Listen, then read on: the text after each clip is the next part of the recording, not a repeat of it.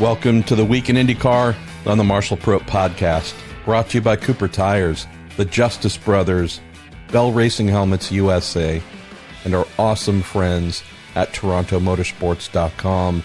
Speaking to you here for our listener Q&A session on a Sunday afternoon, about 3 o'clock, in my makeshift office.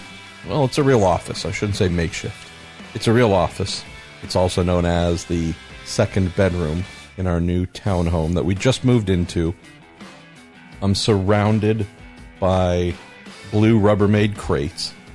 Far too many of them. If you happen to listen to the primary Week in IndyCar edition this week, which just went up yesterday, Saturday, with Monterey race winner Colton Herta, you might have heard the part where my super intelligent self failing to realize that I did place do not stack stickers on some of these crates in their day glow orange.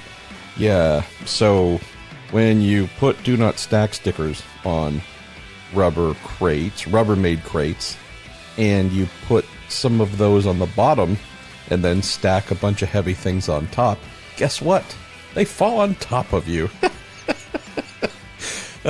So wasn't hurt. That's fine. I mean, I'm a fairly sturdy guy, but it was an interesting thing to be doing the show with Colton and having to use my right forearm a bit like a flipper, trying to hold boxes from fully landing on my head, then diving for the mute button so I could tend to that and it wouldn't just sound like a Three Stooges episode. So anyways, finding a little window here. Some of you may know my wife. Brought her home Friday afternoon, discharged from the VA across the bay in Palo Alto.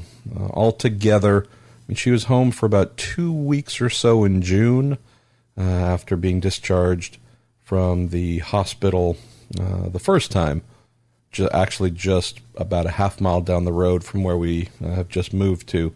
A little bit of intentional location here so that we're close to a lot of places we need to go for regular updates, appointments, chemotherapy, physical therapy, etc. But yeah, so brought her home, pretty amazing, and it's just that. Altogether, again, I'd say it's been roughly 4 months that she's been gone. Obviously, I've seen her every day. Towards the end here, it wasn't exactly every day because I was really having to ramp up the packing and getting ready to move. But even with the events in Monterey for IMSA and IndyCar, driving back home to see her and be with her for a little bit at night was a regular part of the program. So just amazing to have my queen home. Won't belabor the point here, but for those of you who are married and enjoy being married, I'm one of those folks. The thought of having the person that you love and have been with for a really long time missing from your daily routine for a third of a year, you don't wake up next to that person, you don't, just all kinds of things where you just don't, because they aren't physically there and you can't be in communication with them 24 hours a day. Yeah, pretty big adjustment. It was also really cool to see our cats, who love my wife. I don't know what they had done rationalizing-wise, the fact that while we would FaceTime every day and often they would hear her voice and come running, they were freaked out to have her come home, just because I don't think they knew exactly where she went or if she was coming back. So just lots of little things, too. Last thing to note here. So I do greatly appreciate your understanding and your being collective. Your understanding here that while going through all the stuff we have been going through, the regularity of the Week in IndyCar being posted on this date by this time and my other shows being posted with regularity on specific dates, that's obviously sliding. I think this is the first time I'm ever recording something for one of my weekly shows on a Sunday, so technically we're already into a new week. At first I thought that having her back home would make this bring a little bit more regularity in. We'll see. Not totally sure on that. And without really belaboring the point any longer, she's been in a 24-hour-a-day care environment for these past 4 months. So with her being home, just means that all of those responsibilities come my way. And I had to do some of that before, so it's not, again, none of this is a bad thing or a complaint or anything remotely like that. Just a way of sharing that, everything from meal prep to any daily function that you might do does require assistance. So that might indeed make it a little bit more of a challenge to be super regular with posting things, but just going to have to ride this out and see how it goes in the weeks and months ahead. But nonetheless, having her home, that's I'm a happy boy. A couple other quick things before we get to your Q&A. Was really happy at Monterey last weekend to almost entirely wrap up the Wilson Children's Fund charity thing that I'm doing for this off season. I think this will be the third that we've done. I don't know if it's the fourth, but I definitely think it might be the third. Getting autographs on all of the show posters for all the live events that I've done this year. So that progress is almost done. We're almost finished there. Got one or two. Our boy Pato O'Ward, who's going to come up here in a question shortly. When he gets back from Japan for a little bit, I need to send things his way to get them signed. Robbie Gordon's another one. When I saw him after the show in Portland, because he had to run right after it finished, I saw him after one of the races, and he jumped into the truck and was about to leave and said, "Hey, man, I got a jet. Make it to the airport. Can you just mail them to me?" So got a couple that I need to chase down, but almost done. So it's going to be signed prints from all of the 8 or 10 live shows that we've done this year with the amazing Roger Warwick cartoon art. And so every guest has signed, I think I've got 10 of them, 10 sets. And so I'm still trying to determine what I'm going to do, whether I'm just going to auction off each one individually or do them in packs. So there'll be 10 complete sets signed by all the guests that has every show in it. So still looking for feedback there, because I just honestly don't know what's going to do the most good to raise funds for Justin's girls. What else? One of the fun little, this is just my life, and I love sharing these stupid little stories.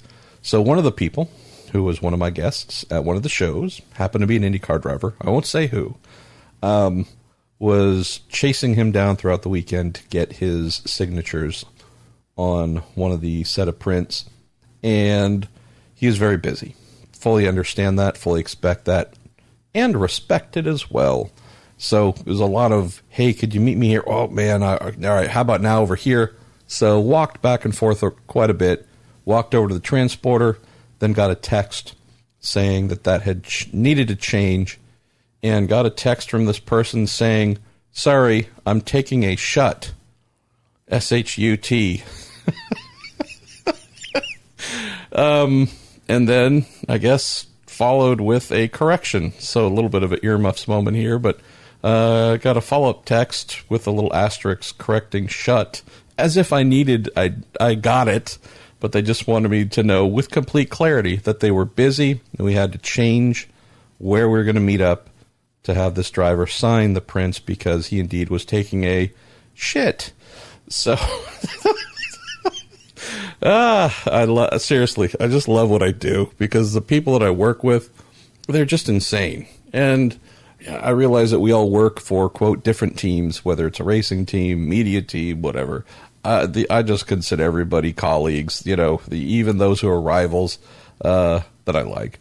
We all work more or less in the same big, crazy office. And I just, I know this IndyCar driver very well, so I don't think he would have sent that to just anybody. I just love the fact that he, instead of saying, "Hey man, can you give me 10 or 15? I'm indisposed. I'll meet you over here instead of there." He just wanted me to know the reason he couldn't do it, because, Mother Nature had called, and it wasn't too far before the race, so he had to handle his business. And I would say, dropping the kids off at the pool, it did well. It certainly helped. That little extra weight reduction. All right, we're just going to leave it right here. This is starting to sound like a Jordan Taylor Instagram post, getting all bodily fluidish. Another thing, too, again, this is just thanks to you guys. Thanks to Jim Johnstone, our listener, who decided to take Arrow Schmidt Peterson Motorsports, which I guess someone could have coined beforehand, but as Arrow McLaren SP, decided to shuffle those letters into the acronym SPAM. Our friends at Honda Performance Development had their annual end of season, a little bit of the state of the Honda union, meet with the media and answer some questions as well. New HPD CEO Ted Klaus, who I really enjoyed Ted. Don't know him well, but just really enjoyed the brief interactions I've had with him so far.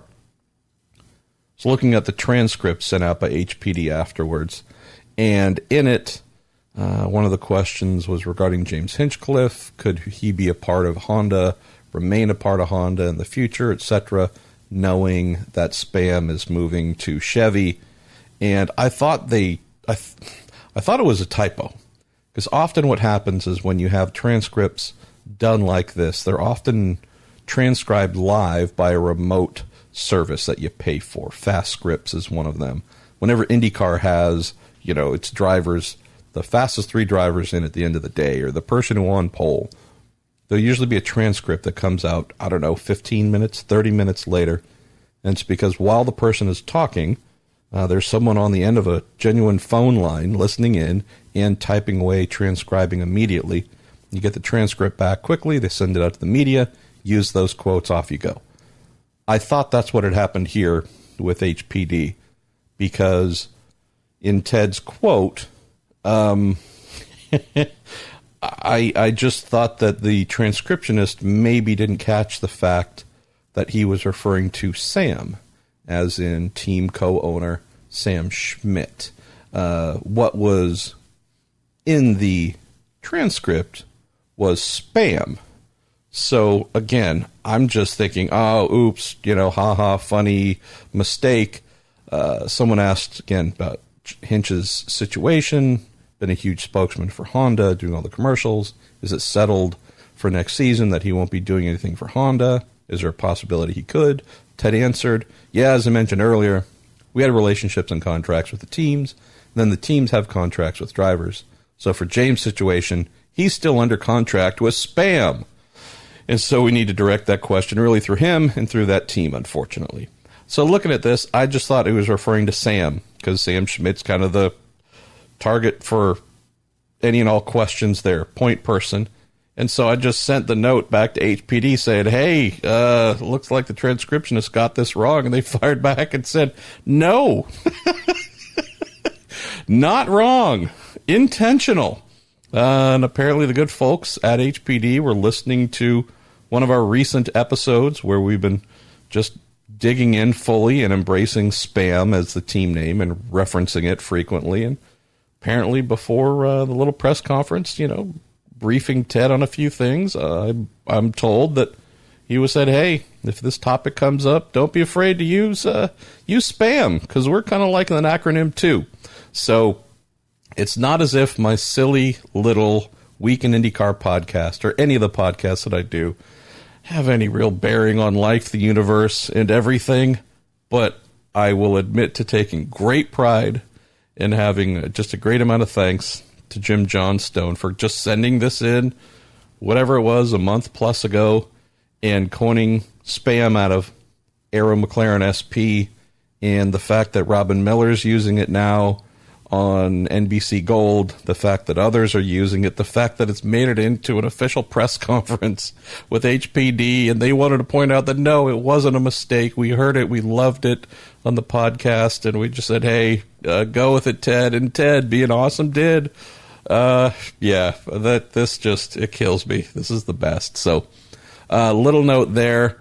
And then also, I forget which one of our listeners here also mentioned, because we're just juvenile humor, with spam, knowing that there's the McLaren angle and potentially Fernando Alonso of the Fernando Alonso Racing team could take part in things, they did ask if that would be known as spam-fart. So I hope so, for no reason other than being able to reference spam fart. Probably not in print, this isn't professional. This is just me and you and us having fun, doing our thing, answering questions, asking questions, having fun with drivers, team owners, whatever. Again, none of this is upheld to any journalistic standard. It's just fun. We'll use it here. Spam fart for sure. Maybe in social media. Probably not in print with any of my clients. I'm still surprised I have not gotten the, would you please stop saying that, from spam. I definitely know if spam fart does come into existence with Fernando driving, then I'm fairly positive I'm going to get a very formal appearance from the team demanding that I stop saying it, to which I will say, great. How much are you going to pay me for each instance where I would use it to not use it? Because, it's too fun to avoid. Anyways, all good fun there. With all that aside, we're going to do one final little piece of business, and that is our weekly fun, thanks to our friends at TorontoMotorsports.com. Please check out their site. It is filled with great racing memorabilia, T-shirts, stickers, hats, all kinds of stuff that an IndyCar fan, sports car fan, Formula One fan, yes, if you are trying to save money, don't go there. But if you have some money to spend, it is a place that will make you very happy with the options that you can take home. So what we've been doing now for about a month again, I think, maybe a little bit longer, gone back to something that we used to do in 2017, 2018, and that was weekly giveaways, little swag packs. I feel fake when I say that, by the way, swag pack. I mean, I'm not, I don't know, swag just sounds like something people much younger than I should be saying, but nonetheless, that's what it's been called, a swag pack here.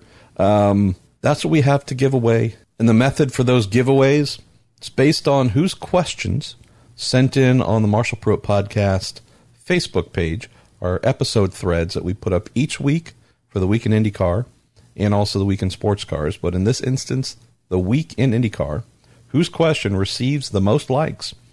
And this time, coming from the episode where we had Tim Cindric and Anders Krohn leading into Monterey, Jim Kaiser. It's great to meet you, Jim, and your kids, by the way, in Monterey.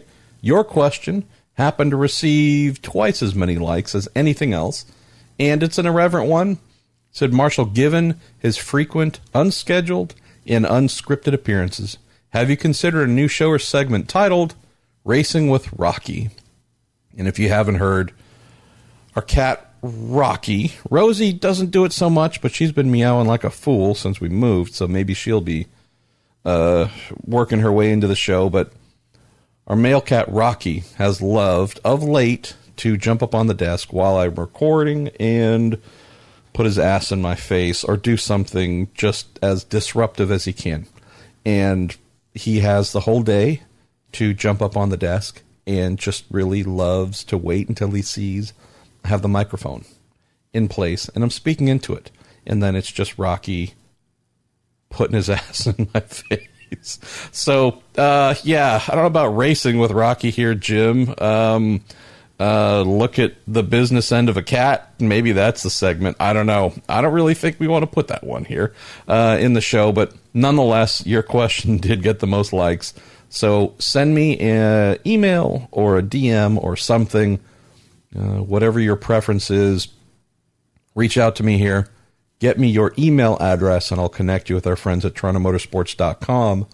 And for having the question that received the most likes, we'll send you pretty much whatever you want T-shirt-wise. Week in IndyCar, Week in Sports Cars, Hamburger and French Fries Show. We got a few other ones that are just good old fun. So can talk with our pal Derek Koska, owner of TorontoMotorsports.com. Figure out what you want for a T-shirt and size. And he tends to throw in some stickers, a little beverage koozie, and who knows what else just genuine appreciation for you all and for giving us great fun and content to discuss here each week. Other than that, got a lot of silly season things that I'll be putting into a story here maybe as early as tomorrow, Monday. And some of those things I'm just going to talk about here, realizing that we're going to beat that to print with our discussion. That's going to kick off, and I'm not sure where we should go first. Normally what I do is pull all of your questions and try and organize them, have them organizated real good like, and work through them as smoothly and efficiently as I can. That hasn't happened this week. So I'm going to have to bounce around a bit, and so there might be a little bit of longer pause between answers. And you know what? We're just going to roll with it. Let's get going here, where I know we have one or two, or if not more, questions along these lines. This one comes in from the Reddit IndyCar group. Thanks again to Matt Reckert for sending these through. Questions from Joseki100. He says, "Hi, MP. I presume the story about spam you didn't want to talk about last week's show was Arrow not liking to be associated with Hinch's naked body. How did this whole mess unfold, and why is Arrow so pissed about it?" He says, hashtag me personally. We're starting off with a perfect style guide for the show. Hashtag me personally. I don't think Hinch is so ugly to justify them wanting to fire him. Jokes aside, what a mess. And I believe we have one here from Lance Snyder, maybe. No, our pal Carlos Villalobos, asking, were the former president and PR person spam fired? Were they really let go because he didn't let Arrow know about Hinch posing naked? And was he also close to being fired, referring to Hinch? Those are the two top ones that came in among a few others. I think Christopher Davies sent in one as well. So, yes, pretty much everything you might have heard is pretty close to accurate. What we heard about this, in the days leading into the IMSA race at Laguna Seca, this was the topic, the topic of conversation throughout the weekend. For sure. And I know I told the story many times to folks, so this would have been the weekend before IndyCar there. And as it was told to me, and I realized that, it's a little bit of the phone game here, right? I'm sure that there's some inaccuracies in this, so don't hold this to be 100% perfect accounting. But as I understand, yes, the alerting of Arrow did not happen in a friendly timeline. Something where, as I've been told, they would have had a chance to veto such a thing. On one end, you might say, hey, this ESPN The Body thing, it's been around for a while, right? Tony Kanaan, I believe, was the first one IndyCar driver to pose in it, and that would have been, I don't know how many years ago, but years ago. Nothing new. ESPN, a very big, well-known organization. This issue that they do, I'm not saying everyone on the planet knows about it, but it's not some little niche thing that should have caught anyone by surprise. But as I understand it, there are a couple things that I've heard. Hinch's decision to do this offer that was presented to him, and his decision to do it, that offer was held until fairly late in the game. Not saying there was a reason. That could be wrong as well. But as I understand things, this was a bit of a collision of opportunity and not a huge amount of time to react. Meaning everyone knows about this months and months and months in advance. I believe the way this went down was there wasn't a lot of time for everyone to react, and it went forward. There was obviously a car that was produced to be a part of the shoot. The thing I seem to recall happening, and if I'm wrong, then I'm wrong, but I seem to recall, I check ESPN about 10 times a day. I seem to recall this popping up on the homepage, not knowing anything about it myself, and it was some sort of, and here are the athletes for this year's The Body issue, and saw that one of them was James Hinchcliffe and said, holy crap, okay, that's interesting. Clicked on it, judge me as you might, clicked on it and saw him with his Arrow Honda, him holding a helmet over his crotch and him doing a variety of things. All right, cool, whatever. Again, nothing different than any other athlete, more or less. I swear that when I saw it, when it first popped up that first morning or whatever it was in ESPN, that while the depth of field on the photos was a little bit short, meaning the background was not perfectly in focus, I don't recall his number 5 Arrow Honda being totally blurred out. Coming back a couple days later, again, this is poor recollection, but what they tend to do, I believe, is cycle. On day one, they kind of say, hey, here's the big menu of all the athletes. And then in the coming days, they roll out individual ones and move those, high on the homepage. And hey, here's the hockey player, and here's the basketball player, and here's the race car driver on this day. And looking at it when it was put through the individual rotation a few days later, and I swear the backgrounds were way more blurry where there was an IndyCar present. And I think at the time that might have registered. Could be wrong again. But I just seem to recall going, I don't know if that picture looks the same, but whatever. It went on about my day.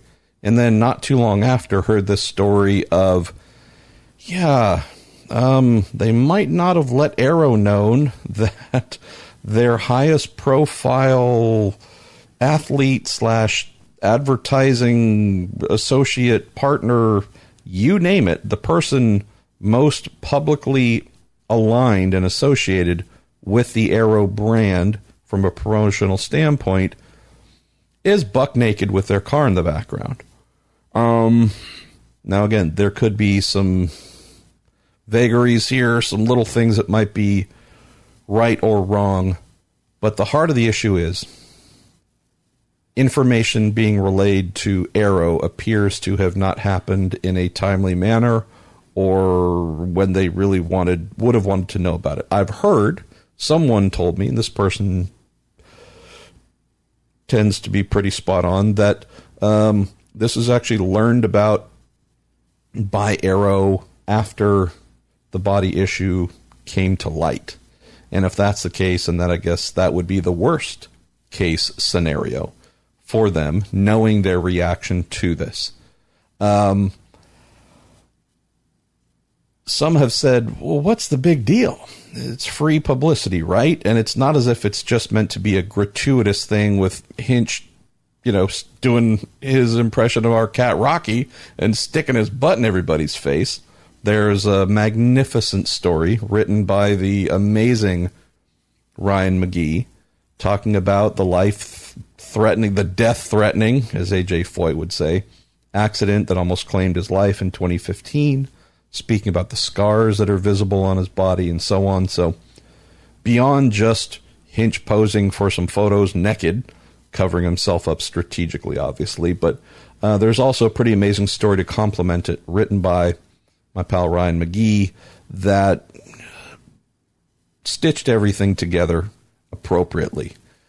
For whatever reason, this was not something that Arrow felt was in alignment with either corporate values or just as we've gotten the story told to us, wasn't something they wanted to be a part of. And whether it's accurate or not, they either didn't know about it before it happened or were notified too late. Something along the lines of information not being exchanged as quickly as it should have. And so coming back to the questions on people being fired, yes, Veronica Knowlton, as I was told by her former boss, was released. I believe, and this is maybe a little bit of inside baseball, but I know that while this happened prior to the final event, I would say that I can't say the firing was going to happen, but I do not believe she would have been looking after SPM's public relations after Monterey, knowing that the McLaren side is working hard to take that over. So, unfortunate for her. She definitely had some fans in the paddock. She also definitely had some detractors in the paddock. Regardless of whether she was someone who was loved or not loved, it definitely felt like she was a sacrificial lamb. I don't know if I would say to all those who have asked this question in some way, shape, or form, on the surface, if a driver is late to an important meeting during a race weekend because the driver didn't know about the meeting, would definitely fall in the PR rep. That person at every team, more or less, is in charge of scheduling, information exchange. Be here this time. This is happening here. When you go to this function tonight, it is black tie or business casual. Please wear black. Don't wear gray. Just a lot of those things. When it comes to informing the primary sponsor that your primary driver is going to be buck naked in a sports magazine and in a very highly read sports website, I don't know if I say that's the job of the PR rep. That sure seems like a senior level item. That sure, it's not as if a PR person for the team wouldn't communicate with a, quote, PR person at the sponsor. But this kind of thing, I don't know if you agree with me, but this sure seems like this is some upper echelon type stuff where higher level folks at the team who communicate with the sponsor on business levels are having this discussion. And so where I think releasing the PR rep was very much an immediate sacrificial lamb type thing, I don't know if that fits my sensibilities. Then we learned about SPM President John Flack being terminated, released. They still haven't come out and said publicly exactly what went down, but as I understand it, there was a willful, we don't need to work together anymore message communicated to John. And where this might get a little bit entangled is he formerly worked for, led the Just Marketing International company that Zach Brown, now president of McLaren Racing, CEO, I think, Zach's big business that he founded that frankly made him who he is, made him untold zillions, really propelled Zach into the stratosphere. After Zach sold, left, moved on, was doing some other things, shifted his priorities prior to McLaren. Again, John was the person in charge of his baby. So the two of them, in theory, have been presented as very good friends, very close, etc. I can't speak to any of that. I can only say that knowing that John was released, that spoke to me as a more sponsor appeasing move than letting the PR person go. So I do think that there was certainly something related to this ESPN the body issue, which led to John's departure. I know I've also heard that, knowing that he's coming from a marketing and sponsorship firm that he led, that, again, serviced some giant clients that brought in a lot of money, placed huge sponsors within NASCAR, you name it, just big brands, big relationships, big cuts from that for the company. Know that there was a belief or expectation that in coming to Arrow SPM, John would be able to do those things to a high degree for them as well. Of the other angles that I've heard that maybe made this parting of ways easier, not saying it's accurate, just saying it's something that I was told, might have been a belief that, we were kind of expecting some more sales, some more sponsors coming on board. Arrow, that's a relationship that started with Sam. And that's a relationship that predated John's arrival for sure. Thinking about any new sponsors, any new brands that have come on board since he joined them, year and a half ago, 2 years, whatever it was exactly, you could maybe make the argument that, okay, we're not seeing a lot of big new names on the car. So, again, just coming back to how things worked out here, and I wanted to open with this because it's very multi-layered. Yes, PR person was fired. I know that blame went there first. The president was fired. Definitely believe that might have been a more appropriate level to demonstrate to Arrow one's fealty and such, and also wanting to appease them. That's a move that's going to have folks who sign the checks go, okay, all right, we see you're serious about apologizing to us. The Hinch angle is an interesting one. I don't know if firing was discussed. I wasn't there, as I always say. I ask them to include me in these conversations and to send me the contracts. They still don't. I don't know if anything that severe was discussed. I do know, and this is a fact because I have researched it, asked the questions, and received answers confirming it, that the team was planning to stand Hinch down for the season finale at Monterey. I believe that was meant to be the, quote, punishment. Again, we can weigh whether, quote, punishment is warranted here, at least within the team. And I believe in pressure, again, I can't say whether it was in pressure from Arrow or just the belief, the anger being conveyed to the team made them feel like we need to do something with our driver as well to show how seriously we understand this is being taken. I do know for a fact that they were looking to and heavily considering standing Hinch down and effectively parking him for the final race. I don't know if we're using, like we see in other sports, if we would say the athlete has been suspended by the team for actions unbecoming, etc., but what effectively sounded like a one-race suspension. The driver, and I don't know how many they spoke with, but I can tell you the one that intrigues me, and this is what I have confirmed, is the driver that they were looking to put in the car, or at least could have been in the car for sure. It's Oliver Askew, brand new Indy Lights champion with Andretti Autosport. The offer was made to Oliver, I believe it was Tuesday or Wednesday. So we're talking, you're going to be on track on Thursday. Realized that he tested for Chip Ganassi Racing at Portland, was very quick, integrated himself with the team seamlessly, rave reviews from everybody.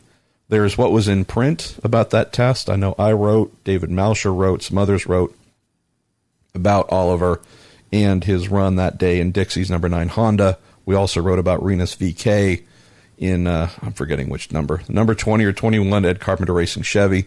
Both had glowing reviews from their teams, even privately, just texting with Scott Dixon. He was saying, wow, this Askew kid, he's the real deal. So we know that Oliver would have had the skill to jump into a new team without the advanced benefit of really getting to know engineers, mechanics, anything. I mean, truly, it would have been a bang-bang type thing. Potentially sign a deal on Tuesday or Wednesday, in the car on Thursday. From what I understand, that felt like it was going to be way too rushed. Some might think, well, hey, I mean, this is pretty amazing. Get a call up here from, one of the finer IndyCar teams, bigger profile teams, while you're also racing last weekend, going for the Indy Lights Championship. All he had to do was start the race and he'd win, which he did. But hey, this be pretty amazing opportunity to fall out of the sky. Why wouldn't you take such a thing? I can tell you, the thing that impressed me, the thing that impressed my man Robin Miller, and I'm sure others, was, and I don't know whether it was Oliver who came to this or his father, mother, management team. I'm assuming it was him because the kid's really sharp. Do you really want to be the guy who starts your IndyCar career in a one-off at the season finale with a team that you're not going to be driving for in the future, at least the immediate future, under very dramatic circumstances? Hey, James Hinchcliffe was just buck naked in a magazine, and his sponsor is livid. The team sponsor is livid, I should say. They have, in response, fired their PR rep, fired their president. Now they are parking their lead high-profile driver. They're suspending their driver. And hey, you get to be the guy who climbs into that car that is going to have every member of the media, everybody zooming in on your pit stall when you go to pull out for your very first lap in the car. Not because it's you, not because you're looking like a young future American IndyCar champion, but because you just signed up to be a part of this shitstorm to make your IndyCar debut, and all weekend long, all you're going to be known as is the guy who accepted the ride while they parked Naked Boy over here because the sponsor was happy that they weren't alerted about it. Do you really want to be that guy? So, full transparency here, I can think of a couple of drivers who would say, yeah, hell yeah, I don't care. I'll climb in. There's probably reasons why they don't have full-time drives or drives at all. Or you could be whatever Oliver is, I don't know, 19, 20, whatever. A young kid who's only done one day of IndyCar testing, won the championship, is going to be in IndyCar next year, but nonetheless is smart enough at such a young age to go, nope, nope. Not me. I am not going to launch my IndyCar career as the sub for Naked Guy. That's not me. This is just a full TMZ moment, and I am going to be 30 miles away from that zone. Ain't happening. So full respect to Oliver for saying, thanks for the invite. Not a chance. And so nonetheless, Hinch ended up remaining in the car, was very quick all weekend long. I know that the race result was not everything they hoped for, not as if he had a bad race by any stretch, but knowing that he had a really strong qualifying, knowing that, frankly, it's just exactly what the team needed was, to have something very positive with him to close out the year. Finishing ninth, he started, I think, fifth or sixth or so. Marcus Ericsson obviously was running very quickly as well. Finished 11th, which wasn't great, but still, we saw a lot of potential from the team to close the year. Exactly what they needed to end on a bit of a high. Yeah, so, and I think there's someone else who asked, hey, is this the thing you were kind of saying you weren't wanting to bring up, or did you get permit? I think Ryan Terpstra, you asked if I got permission to talk about this. This stuff's never permission. Obviously I was telling the story the weekend before in Monterey at the IMSA event. It's just a decision, more of a hashtag me personally decision than anything else of look, this team's going through the wars. They're having some issues. You're having to fire people. You're having what I still believe to be IndyCar's biggest sponsor in terms of the money they're paying per year. IndyCar's biggest sponsor, absolutely livid. Another earmuffs moment. I definitely prescribe to the belief of you don't shit where you eat. And for that reason alone, knowing that the team was, on somewhat shaky ground here, broadcasting this just did not seem like in the best interest of anyone. Would it turn some good traffic for a day? Sure. Is getting one day's traffic on some scandalous stuff like this what's in the best interest of the sport? IndyCar sport, I'm referring to. Or does this fall into the am I shitting where I eat and just contributing to potential problems and shutdown of things that only complicate everyone's ability to earn a long-term living in the sport? Yeah, it's a hilarious story, but probably not one that needs to be put out right now, knowing that there are some pretty serious open wounds. And so that, at least for myself and Robin, that was our tact, knowing that this is where, for Robin, it's strictly IndyCar. For me, IndyCar and sports cars are where I make a living. A reporter who doesn't make a living in IndyCar decided to put this in a story, and then it became public. So, okay, that person doesn't eat here, so I don't think they had any thoughts about that whatsoever. Regardless, wasn't a case of permission, just, all right, wounds are bleeding right now, no need for salt in them. But since it came out publicly elsewhere, well, you go, all right, I guess if this is something everyone knows about, then talking about it, the damage has already been done there. Again, we're not talking real damage, other than a couple people got fired, but it sounds like there were some mitigating circumstances that might have led to their dismissal at some point in time soon anyway. So, anyways, that right there is our grand opening for this week's episode and your Q&A. And let's keep rocking and rolling here. I know you sent in 2 questions, Joe Secchi. I'm going to move on to some others here because we've got a lot, and I don't necessarily have all day to be able to do this, unfortunately. Going to go to business-travel. It says, hey, Marshall, hope you had a wonderful weekend in Monterey. Says, I enjoyed your videos of the season finale with the French fry. Looking forward to and can't wait for more videos in the years to come. Got a couple questions here. During the NBC race coverage, both Robin Miller and Paul Tracy seemed convinced that Hinch would be joining a Honda-powered team next year. Paul Tracy went out and mentioned what he did back at Portland, where he still thinks there is something between Rick Peterson, being one of the team owners of Spam, and Hinch joining forces with Honda to make a team, et cetera, et cetera. He says, how much merit is there to this? And what Robin and PT mentioned this past week, considering how the season just finished and there's a lot of speculation in the air around all this. The Rick Peterson branching off and doing a solo team with Hinch routine. I know that was a rumor. I never heard that it was anything more than that, and nor do I believe it's anything more than that. As for Robin being convinced that Hinch would still be joining a Honda-powered team, and I'll just share this, and if it's me being egotistical or thin-skinned, maybe it is. This is something I've been saying for a long time, too. A lot longer than you might have seen on NBC Gold or the NBC broadcast. So this has been pretty much a consistent thing since the news broke. We've been talking about it on the podcast here. I know we've spoken about it in print. We've spoken about it in videos. It's also the next question here.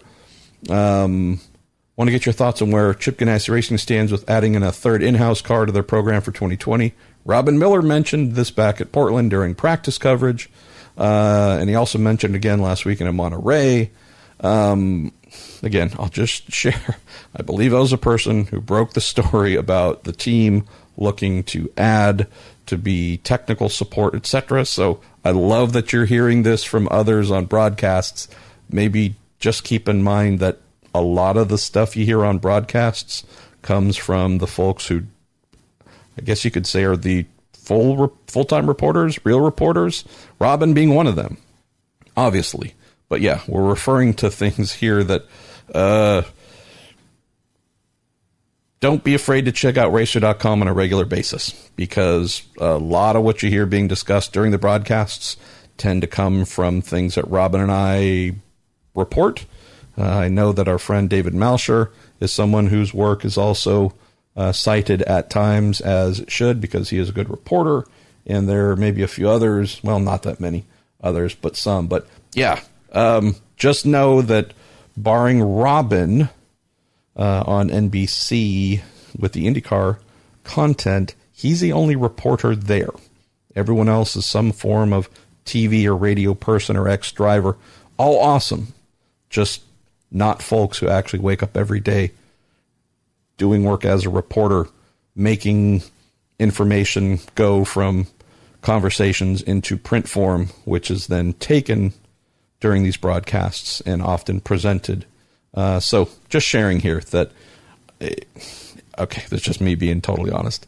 It annoys me when I hear folks saying, hey, I heard this person on the broadcast mention this. What do you think? And I go, I think I'm the guy that wrote that story that the person on the broadcast read, of course, never citing where they got it, never giving any credit to where it was taken from, who then mentioned it. And then, again, I realize that obviously television is going to reach a much wider audience than a website or a podcast or otherwise. But anyways, sometimes it's a little bit funny where it's like, hey, so-and-so said this thing. What do you think about it? And I go, I think I'm the guy who wrote it. I think what they know about it's what I told them because that's what I wrote. So anyways, maybe I'm tired and cranky. I am tired and cranky, so I apologize. Nothing personal here. Just, yeah, these things sometimes I'm like, okay. So as I wrote however long ago, and this still remains true, the Chip Ganassi Racing team does not have a manufacturer to follow behind Ford, which is leaving in about 2 weeks. Their IMSA program that Chip Ganassi Racing has run since 2016 is coming to an end. Conclusion, done. They have a team that is of equal size for that two-car Ford GT program in IMSA to what they have in IndyCar with Dixie and Frozenquist. So if you want to think back to, 4 years ago, when Chip Ganassi Racing was a four-car team, however many years ago it was, I apologize. But if you want to think back to when they were a four-car team, what effectively happened is half, when they dropped down to two cars, half of that team more or less became their sports car program. And again, I know the timing might not work out exactly perfect on that in terms of when the two-car program came to an end. I'm sorry, four-car program came to an end. It became two. I mean, that happened at the end of 2017. I'm just saying, if you think about what you once saw with Ganassi at a four-car IndyCar team, just picture half of that being moved over to run this two-car sports car program. They had hoped, they had been working like mad to try and find a manufacturer, a new manufacturer to keep going, keep everyone on the sports car side gainfully employed, many of them ex-IndyCar people. Has not worked out so far. There's a goal and a hope that there will be either a new manufacturer or a new commitment from their current manufacturer, Ford, to go racing again in a couple of years. So the master strategy they've come up with is, hey, we have some truly amazing people running our sports car program. It would be really hard to put together this quality of a team, plus a team that is just so gelled and works together so well. We need to come up with something to keep them employed back in IndyCar so that when we do find something in sports cars, we can, in theory, just redeploy them over there. So that's just going back to the baseline approach. As it was originally presented to me by Mike Hull, they were looking for technical alliances, exactly like Andretti Autosport did with Harding Steinbrenner Racing. We'll supply you with some people, not a lot, but some people. Obviously, the technical side, there will be an alliance there, dampers, etc., just an exact template of what Andretti Autosport did with Harding Steinbrenner. And then that became, well, okay, we could run an entire program for you, or we could just simply run a brand new entry for someone. So we could help team. If you have an entry and you basically want it to be a lot better, come our way. We could do that for you. We can do a partnership. Think about what they did in, I believe 2015 with Gary Peterson and his automatic fire sprinkler racing program. I believe it was AFS, Ganassi, AFS Racing, where Sage Karam and Sebastian Saavedra split that entry. Not saying anything would be split going forward with a team, but I do know of at least one existing IndyCar team that they've had a conversation with about doing such a partnership. Know of a couple of drivers they have spoken with. I believe Marcus Ericsson is one of them about, hey, could we run a third full-time car for you? If you can make sure the finances are there to run it, we can do a deal. Also fairly convinced, if not outright expecting the news to come here very soon that Oliver Askew will be a part of that team next year, at least announced initially under a part-time program. Right now, having just won the Indy Lights Championship, that brings him, I believe 3 races plus the Indy 500 as his advancement prize. So I believe what should be coming down the pipeline is news of Askew joining forces with Ganassi, it being at least initially presented as a part-time deal, but their absolute intent to look for more sponsors, more money to make this as much of a full season deal as they can. The backstory here, and it's a super positive one, is Chip Ganassi Racing Managing Director Mike Hull has been a massive Oliver Askew fan, as he should be, having met him 3-4 years ago when Oliver was selected for Jeremy Shaw's Team USA Scholarship, along with fellow Jupiter, Florida product Kyle Kirkwood, who just won the Indy Pro 2000 championship. Mike has been a huge advocate for Oliver, having met him back as a part of Jeremy's process, the selection process. And since then, with Oliver going on great success in USF 2000, coming up just a little bit shy of winning Indy Pro 2000, going against Rinus VeeKay last year, coming out this year and just blitzing everyone to win the Lights title. Not a surprise.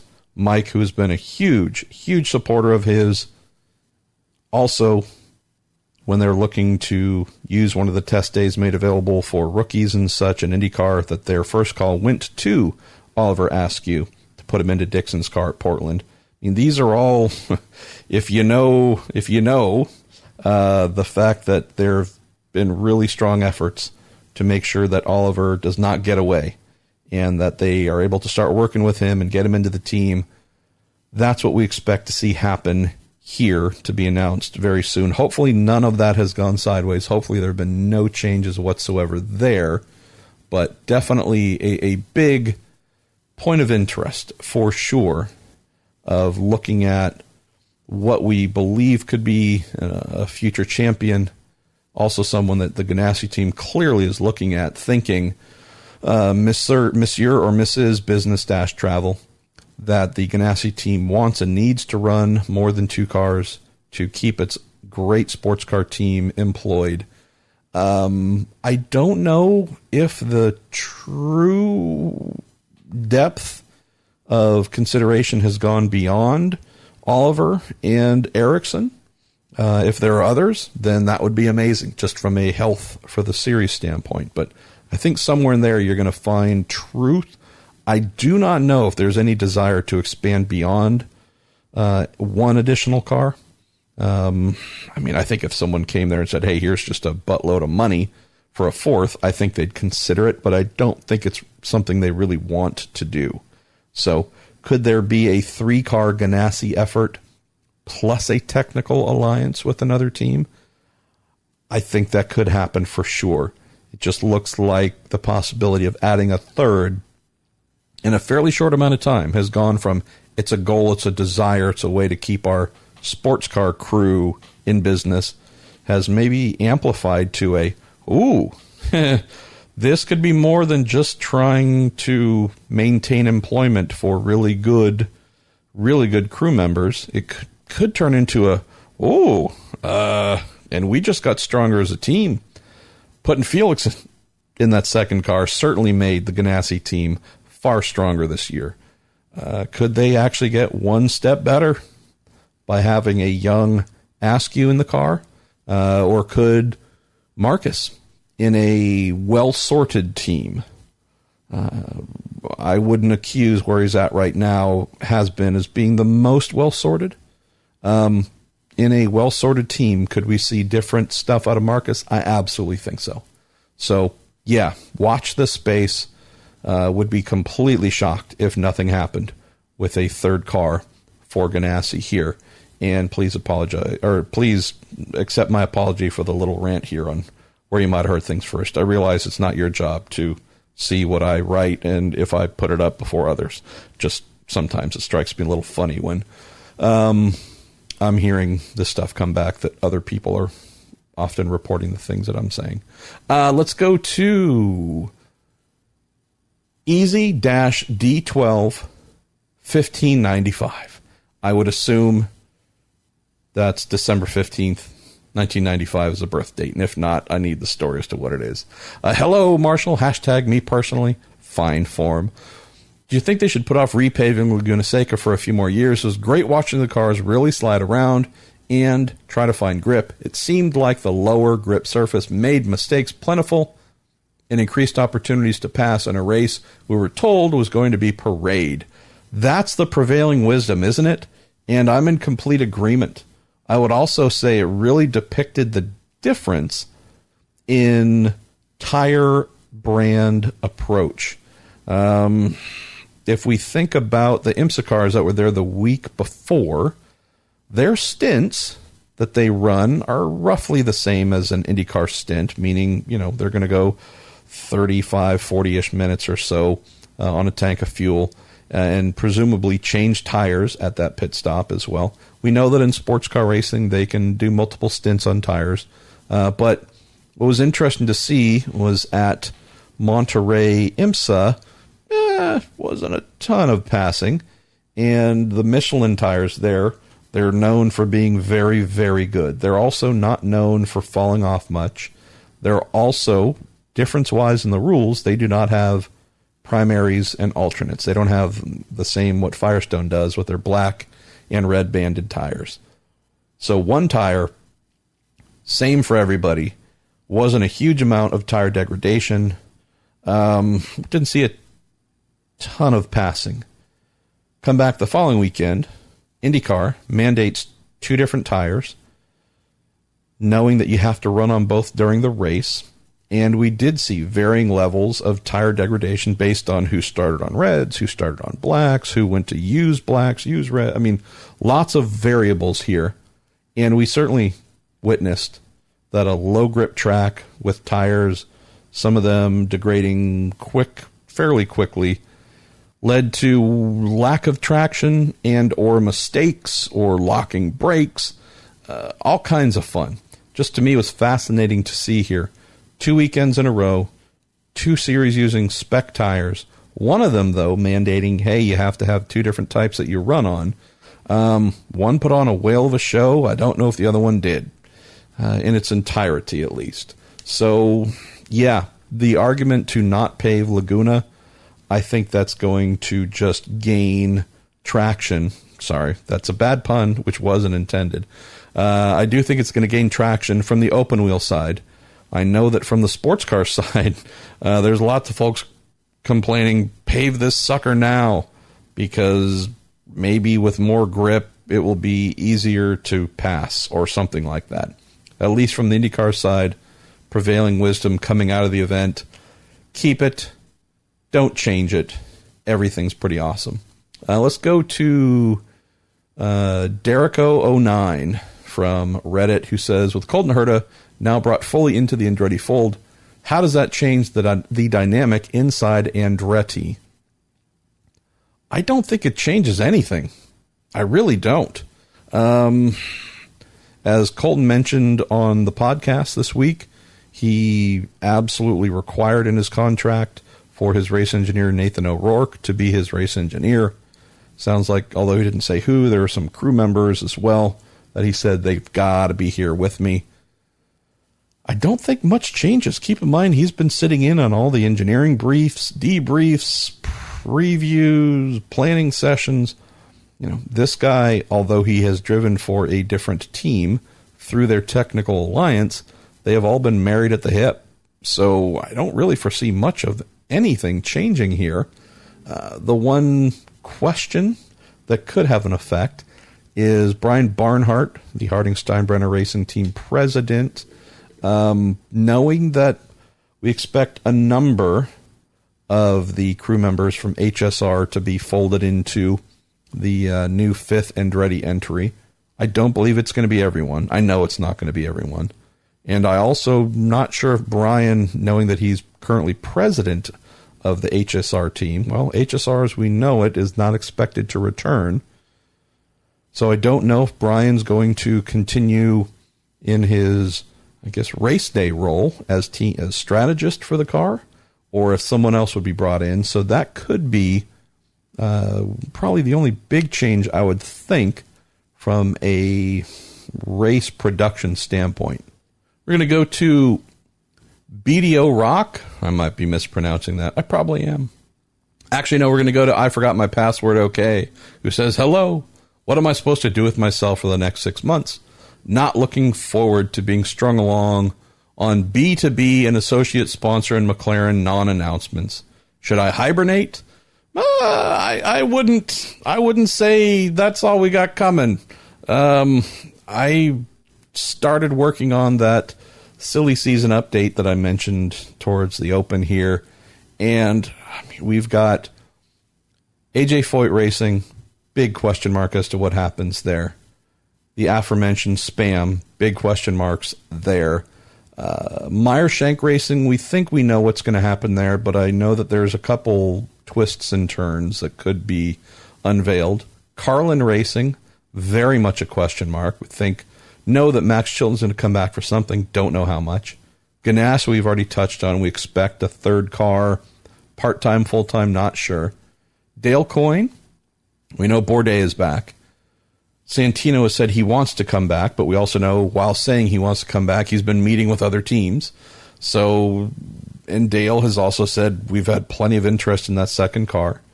Dragon Speed, we believe they're all set to return. Last weekend, Elton Julian sent me a text showing me that some of the necessary visas that they didn't have come through. Question mark, though, there could be some questions, not so much about the team coming back, but some other aspects that I'll get into here, probably in print. Ed Carpenter Racing, I think there's going to be a change in the number 20, in who is in the road and street course side for Ed. What else? Juncos Racing, definitely. We're not sure what's going to happen there. Rahal Letterman Lanigan, their third entry, that's got some good stuff there. I have heard Team Penske is considering dropping Joseph Newgarden, right? Guy just hasn't really panned out. Been there a couple years, hasn't done much, so I think they're looking to upgrade that position. I'd say you should have plenty here, not just B2B, not just, hey, here's the naming rights sponsor for the scooters driven by our drivers. But yeah, I think I just went through almost every team. Not all, but almost all of them have something that is fairly significant that needs to get settled. So yeah, how's this? If you're bored by the end of the off season, I would say I have failed at my job in a spectacular fashion. Let's see. BDO Rock, you said, do you believe it will see Marcus end up at CGR? I think Marcus is in a stampede for CGR, Rahal. I don't know if Coyne is so much a thing. I think Carlin could certainly be a place where Marcus might end up. There's been an impressive increase in the size of the herd, the size of the stampede at some teams. That wasn't there even a month ago, where things maybe get a little bit more complicated. And I know I'm repeating something I think I mentioned last week, maybe even the week before. The only negative is there are indeed more drivers with 3 million, 2 to 3 million, than there are with the 5 to 6 million that teams really want to receive from them. So that could be the issue. So while there's been a lot more interest being shown in a number of seats and a number of teams, yes, we also do have a situation where I think there are very few people walking around saying, hey, I really want that seat now, and here's my budget. And the team says, great, tell us the 8 races you want to do, because that's all it's going to get you. Or who do you want to share the ride with? Because the two of you combined maybe have a full budget. So that's the thing where I believe we're going to have the silly season run a little bit longer than anyone would expect or would be comfortable with. Let's see. I'm just going to run through a few more here from Reddit. I never start with Reddit, so just wanted to switch things up a little bit. Where shall we go? How about Cal Thorne? If NASCAR and IndyCar ever do a legitimate doubleheader, would it be like Indy does at Gateway, where K&N Series and IndyCar both race on Saturday? And if so, would that not cause significant grip issues with the various tire compounds used by the series? Yes, it would. In any doubleheader weekend where series run on opposing rubber, which I think that's just always going to be the place. It could be IMSA, it could be World Challenge, it could be whatever. Always going to be an issue. It's just going to be an issue. It's going to be suboptimal for, I would say, both series, but primarily the one that runs last. But to me, this is one of the, this is the worrying about parking, and if it can handle all the fans that would come out kind of question, where you go, hey, it's an important thing, needs to be thought about. Don't know if there's a resolution, but making this happen to me is the important thing. If mismatching rubber and grip issues end up being something that they have to deal with, so be it. Let's see. I'm going to get to the last one or two here. Timely Tough 7. Colton heard a mention that next year the goal will be winning the championship. Says, do you personally think that Colton will have a serious chance at contending for the championship next year, considering he'll have full-fledged and ready Autosport equipment? Or else, do you think that Colton might have a bit more of a sophomore slump? Personally speaking, I think Colton will have an absolutely stellar season in 2020. I would say this. I will be surprised if Colton does not finish in the top 5 in the standings next year. So we think about the perennial top 5 composition. We have had all 3 of the Team Penske entries this year. We've had Rossi as the lone Andretti Autosport and Scott Dixon from CGR. What I'm saying is, and Colton finished 7th, by the way, I do believe Colton will displace, if not one of the 3 Penske drivers. I think he could very well displace Rossi. I think this kid, again, this is just full transparency here. These are the things that run through my mind while talking about the kid, talking to him. Love him, right? Just a sweetheart of a kid. Really fascinating personality as well at such a young age. He's a unicorn, man. He is unlike anything we have seen in a very long time. The last driver that comes to mind where I think of similarities, at least in the IndyCar front, it'd be Juan Montoya coming in as a, quote, rookie and just turning the place upside down. Differences here, though, is Montoya came in, I honestly don't remember his age, his physical age, but if we're talking age and experience, man, I mean, the guy was coming in as the, quote, international Formula 3000 champion, what we would call today Formula 2, except for back then, it was filled with just murderers. I mean, winning that title back then was that a statement. And he'd raced in the U.S. for a number of years, raced in the old Barber Saab series. This is someone who, by the time he came back to the U.S., was Formula One ready.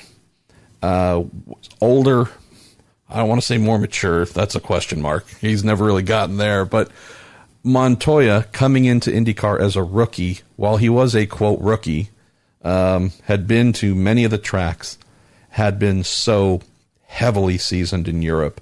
This is a guy who, although he went there soon after, went to F1 soon after, had he gone in straight away in a competitive car, I have no doubt the guy would have 1 or 2 world championships by now. This guy was just on a different level. Colton reminds me of him in some ways. Not that level of preparedness. He simply does not have anything as close to the amount of miles as Montoya had. Montoya was much farther ahead, definitely in age as well. But I think of Colton in that similar vein, where it came in and was just doing things where you said, oh, okay, everyone's going to have to adjust their game here. If not immediately on day one, very soon. And so what we saw by the end of the year here, the kid reeling off pole positions. The kid obviously winning the season finale in dominating fashion. Holding off Scott Dixon, holding off Will Power, 2 of the genuine scariest people to see in your rearview mirrors. Holding them off. I mean, even if you didn't see the race, you might have seen some of the photos from this corner, that corner, and it looks like someone just glued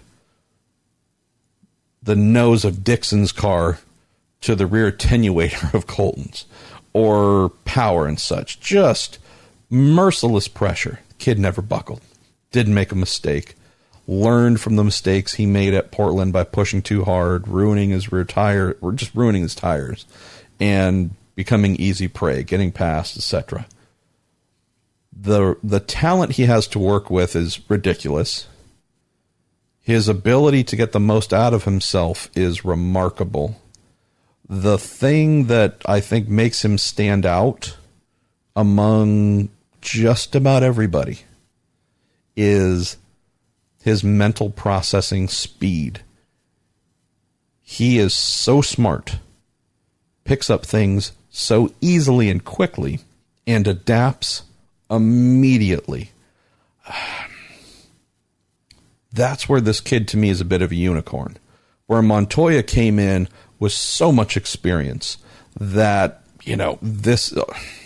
although he was, quote, transferring out of college, college ball, heading into his first year in the big leagues, this guy was so well studied and so well prepared that it was like he came in to the pros with 5 years of experience, and it looked like it, and he drove like it, and just hard to ignore that.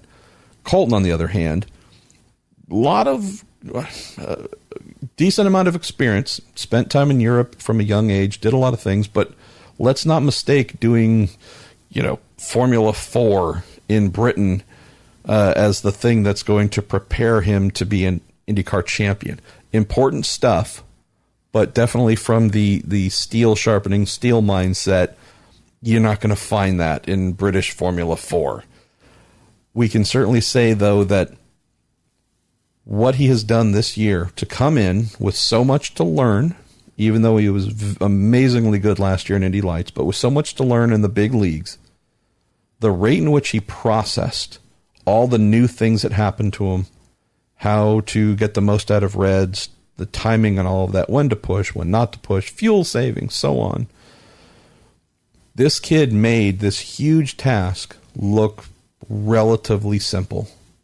And anytime there was some sort of big challenge, he either mastered it quickly and got better, or failed, made a mistake, crashed, did something, and then had to, quote, learn the hard way, but learned from it and got better next time out.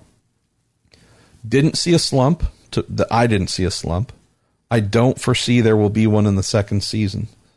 What did happen this year, and this just to wrap on this subject here, timely tough 7, we have someone who is certainly capable of continuing to move upwards. And if he is this good as a rookie, Imagine what year 2 is going to be like, year 3. What we have that we really, I think, need to grasp, and I don't know if this has been fleshed out fully or at all, I'm not sure. We do know, because I've written about 47 of the stories, unfortunately, we do know that the Harding-Steinbrenner team suffered from, even before the season started, from financial issues. That part, well known. What I don't think is as well known, though, is how much that affected the team. Not from a people not giving their all standpoint. That's not an issue. The crew is absolutely amazing. But there's some rumors about, hey, you remember here where this part broke? Well, and the car, ended up not finishing the race here, had some issues there, or this happened in a practice session, and as a result, they lost a lot of time, and it set them back, and therefore that's where their weekend fell off the rails a little bit. Definitely heard from a few different places that, with the aforementioned budget issues, not saying that any of the parts on the car were unsafe, just that if most teams with the financial ability change part X on the car after, and I'm just making up, 1,000 miles, there might have been some parts and pieces that were pushed, as long as they felt comfortable, getting into the depths of the comfort zone. Just because there wasn't money to have the car in as perfect and everything as brand new as it might be on some of the better funded vehicles out there. And could that have contributed to some of the mechanical issues at certain points of the year? Some of the things that limited, when you look back on a few of Colton's races where you go, all right, well, that didn't go very well. And, saw that you came in with an issue or whatever it might have been. There might have been some serious effects from that lack of budget. Not having that team in a position where they could truly compete at the same level as one of the Andretti Autosport cars, where that there's enough money for things to be tip-top shape. I think that's where we're going to see a bit of a differentiation from one year to the next here for Colton. I do believe we're not going to be talking about or worrying about the age of anything on a car. I think knowing that, and again, in theory, he and Rossi and Hunter-Reay are going to be in identically prepared, identically aged, identical everything. And I think in that scenario, I still think Colton has a ton to learn. He's going to get taken to school by Hunter-Reay. He's going to get taken to school by Rossi at certain races next year. But this little guy, this kid, he is... there's a little bit of Terminator about him. I'm not sure what model, if it's T1000 or what, but this kid just constantly intakes, processes, synthesizes all kinds of little things, onboards them, and then just makes himself faster, better, adapts. In Terminator parlance, obviously this information is being used to blend in, to work, and then attack, not standing out. In this case, it's the exact opposite. It's very Scott Dixon-like, actually. That has always been Dixon's reputation. Dixon got better year after year as a result of either having new teammates or having more time with teammates and picking up and adapting, taking from them the things that they did better or were unique and adding them to his own and just becoming this guy with more and more superpowers year after year. We just watched Colton do that in year one. And it was often not so much learning from what a fellow driver taught him, but hey, during the race, I saw this guy do this thing. I'd never thought about that. I'm going to start doing that. Oh, that's just made me faster, or save my tires more, or made his own mistakes. His intuition, his ability to adapt and then overcome, we've got something new here. I haven't seen this to this level, honestly, in a really long time. So that's what makes me so excited to think about what the future could hold here for IndyCar with this kid from Los Angeles who loves high-speed, hardcore punk rock and tacos. It's the best. It's just the best. Let's see. Another related question here comes from Yamasa, I believe. I wanted to get your thoughts on what will happen with Mike Harding moving forward. I recently had a conversation with someone I know who works on an IndyCar team. I don't want to use their name to out them. And this individual told me they expected Mike Harding to have no official title or affiliation with his team moving over to Andretti Autosport. And then you go on to mention a couple of other things about some personal stuff that might make him step back. I don't honestly know where Mike fits in financially or percentage-wise, meaning in whatever contract is drawn up between Michael Andretti, George Steinbrenner IV, and Mike Harding, who owns what percentage in this relationship? Who brings what? I don't know any of those facts. I don't want to guess. I can say that we know Mike Harding owns a lot of assets, right? Owns Delardi W12s, transporters, pit equipment. You know, there's a lot of assets that Mike could certainly contribute to the team. We know that Andretti Autosport also has all those things and more. So don't know there, but I do know that certainly as a racing team, Harding Racing, prior to Steinbrenner, and I don't believe Steinbrenner brought anything material this year, we do know that Mike owns a lot of stuff.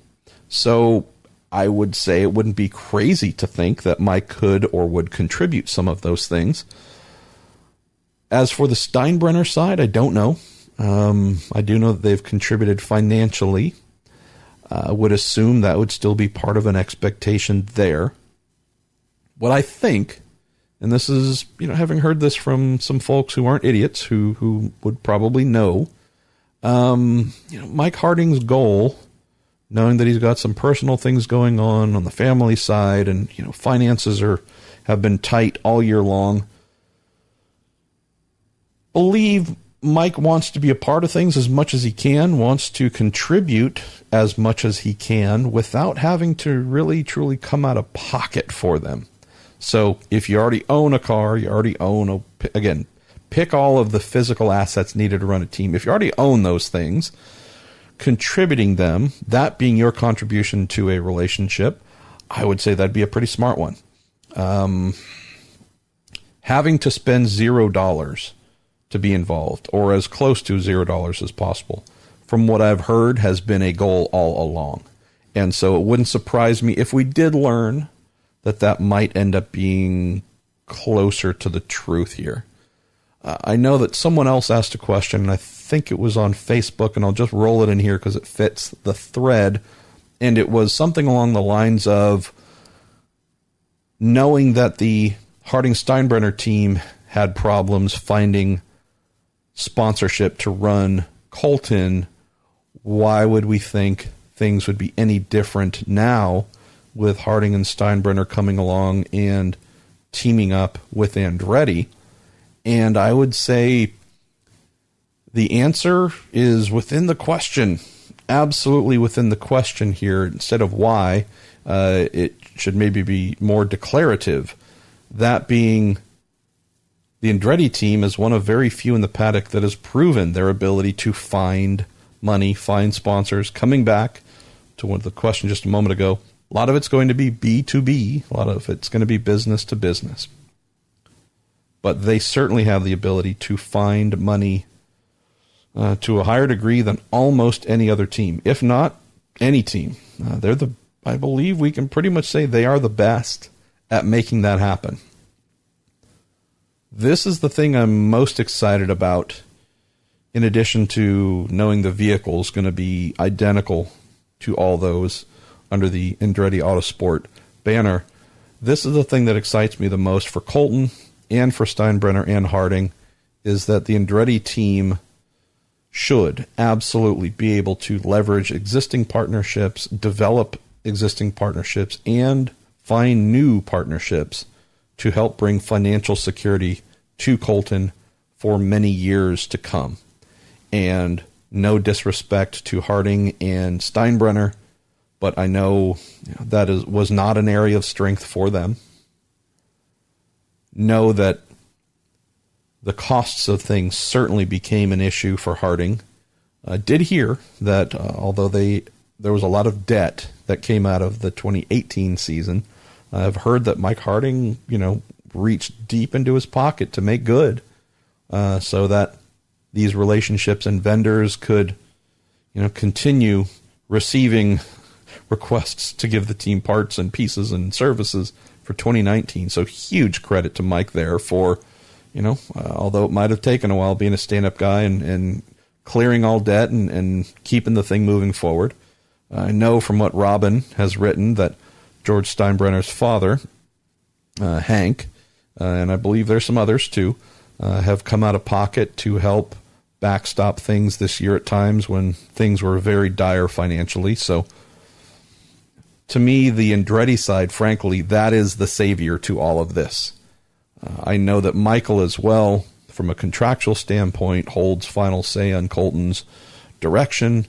I don't know if any of this has changed. Again, just guessing here, but it's a guess based on what I would do and what I would think someone in Michael Andretti's position would do, is that with whatever control he had over Colton's career previously, knowing that he did hold the final say on what happened or where, this is why the whole McLaren thing got shut down, I would have to imagine and expect that in whatever new contract is written, with this Andretti Harding Steinbrenner outfit, that Michael is indeed sole possession of Colton's contract and what does or does not happen. It would be hard to think that Michael or anyone at the team would just be going super gung-ho to find money for a driver who they couldn't say, all right, this is our guy. Finding money for another person's driver, that's not a lot of history in that. So I definitely think here we have a case where the Andretti team is indeed going to be the security and stability for Colton and the two partners involved in that entry. I'm hoping on the Steinbrenner side that there's some really good learning and education here. It's one thing to be a team owner by name. It's another thing to be a team owner in practice and being the person to go out and find money. If you can't spend personal money, then you need to go find impersonal money. Go find someone else's. And I like the kid. I think he has a bright future in the sport. I also think he's had a pretty rough introduction, knowing that this year did not go according to plan financially. Final note here is Michael Andretti and Mike Harding are great personal friends. Great personal friends. Definitely not something to be underestimated. So rather than Andretti looking at Harding as a profit center and someone to really get a lot of money out of, I definitely think this would be a case where Michael would say, hey, I know you love racing. I know you want to be part of it. I want you to be on the timing stand. I want you to be a part of things. Let's figure out a way to do it. But, we're going to run this. And so if all these things work out, where Harding gets to be, it's kind of loosely referred to as the Golden Hard Card program, where you're there. Obviously, if you can bring equipment, great. But, we're not really asking you to do a whole ton. Be here, be a part of it, but, just enjoy what we're doing. I think that might not be a bad thing. I think if young George Steinbrenner can learn from the team, learn about the business side more, learn about the sponsor acquisition side, find some bigger sponsors to contribute, I think that would be pretty amazing. Bottom line, though, this is going to be an Andretti Autosport production, and just as we have seen Hunter Ray win a championship and an Indy 500, Rossi win a 500, Rossi be in contention for the last couple of championships, I expect the full might and capabilities of Andretti Autosport to present the same exact things to Colton starting next year. Let's see. Going to get to the last one or two here. From L. Jones Areno. Okay, I just love it because it's come up again. Which driver from this past season reminds you most of your cat, Rocky? All right. I need to look through this. So what you don't know about Rocky is, despite being a boy and despite acting tough at times by putting his ass on my face, there is nobody that runs faster when someone knocks on the door or a chair creaks, or he is every bit the, quote, fraidy cat. So puts up a good front, but yeah, man, that guy's diving for the hills at the first hint of danger. So I'm trying to think who that might be. It's not Newgarden. It's not Pagenaud. It's not Rossi. It's not Dixon. It's certainly not Power. Power reminds me of our cat Rosie. She's like, what? They're shooting? Where? And like, you know, she's just the one who wants to run to where the ticking time bomb's about to go off and bite it just for fun. So she's willpower. Which driver reminds me of Rocky? Again, I don't think I could answer, because if the driver heard this, they'd never speak to me again. I'm gonna take the cop-out option here. I almost never take the cop-out option on my own podcast, but I'm going to here, because the one or two names that come up, yeah, there's no way I could answer this without it being just really not good. So you stumped me. You absolutely stumped me on this one. But at least we figured out that Rosie is willpower's spirit animal, I think. Something like that. Last one here from Reddit, from rNASCAR_liberal. A lot has been made about potential engine and cockpit protection changes for the 2022 car. Are there any significant mechanical or aero differences to the current car the series is considering? Well,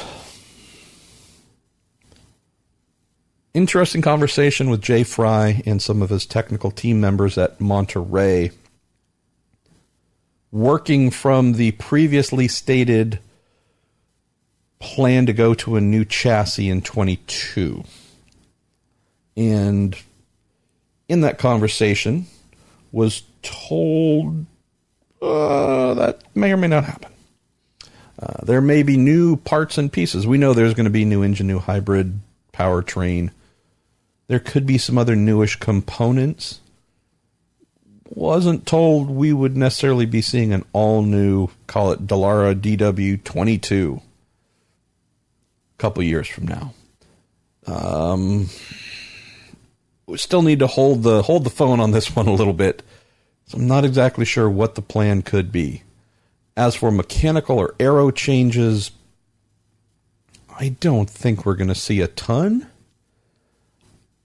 I just don't know what the exact plan is right now. So this is why I'm thrown for a little bit of a loop. I was expecting there to be new everything.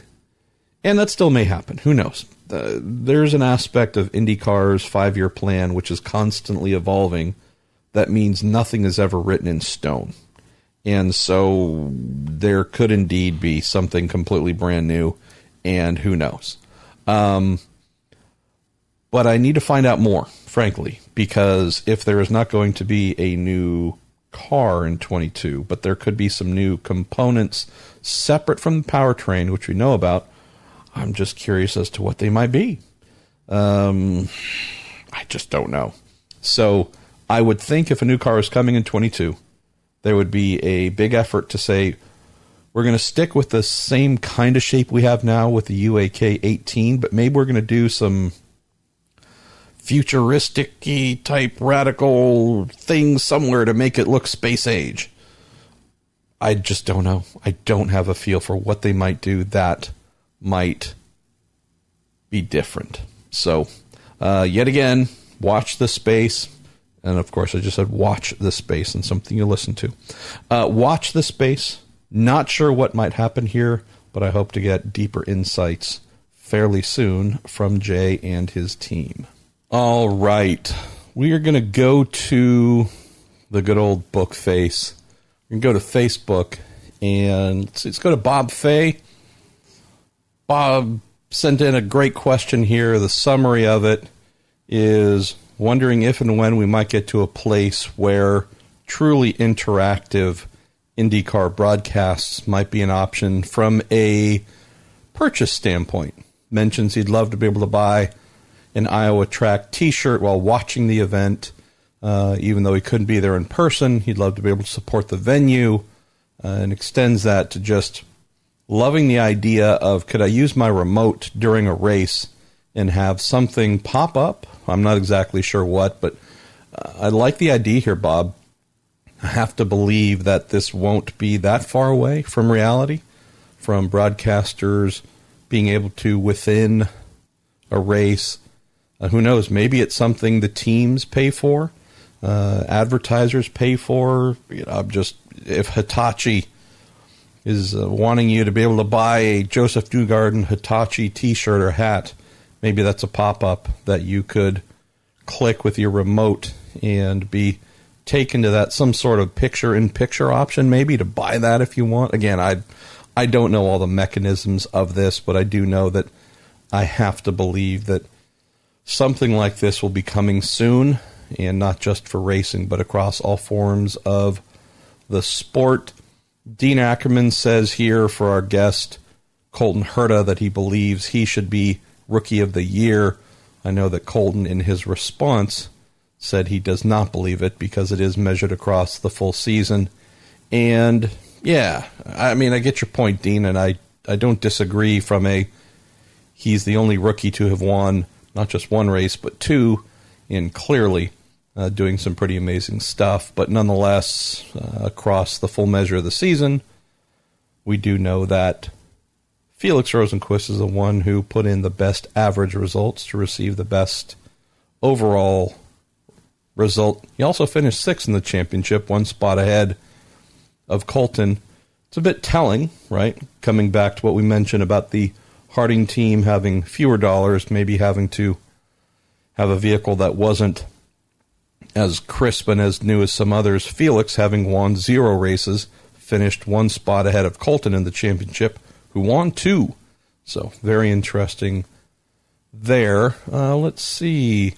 Let's go to Jordan Darwin. Hey, Jordan. Thanks for always sending in stuff here. Says, how good is Joseph Newgarden? Hashtag me personally. He arrived to Penske much like we expected Greg Moore to do in 2000, with talent and personality to spare.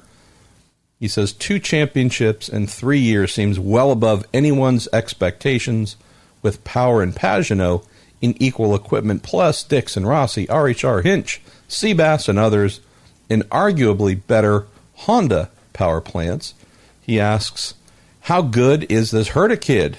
He says, I was a fan of his dad, and to see the kid winning multiple poles and races this early is phenomenal. Do you see a sophomore slump for him?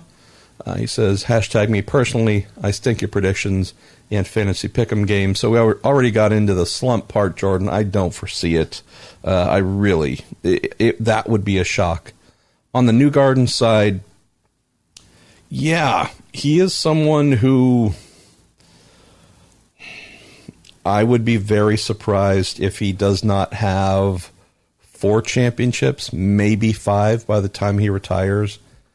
We're looking at someone who is so good, so fast, incredibly smart. He scared us once or twice this year with some outliers, some randomness in his decisions we hadn't really seen before.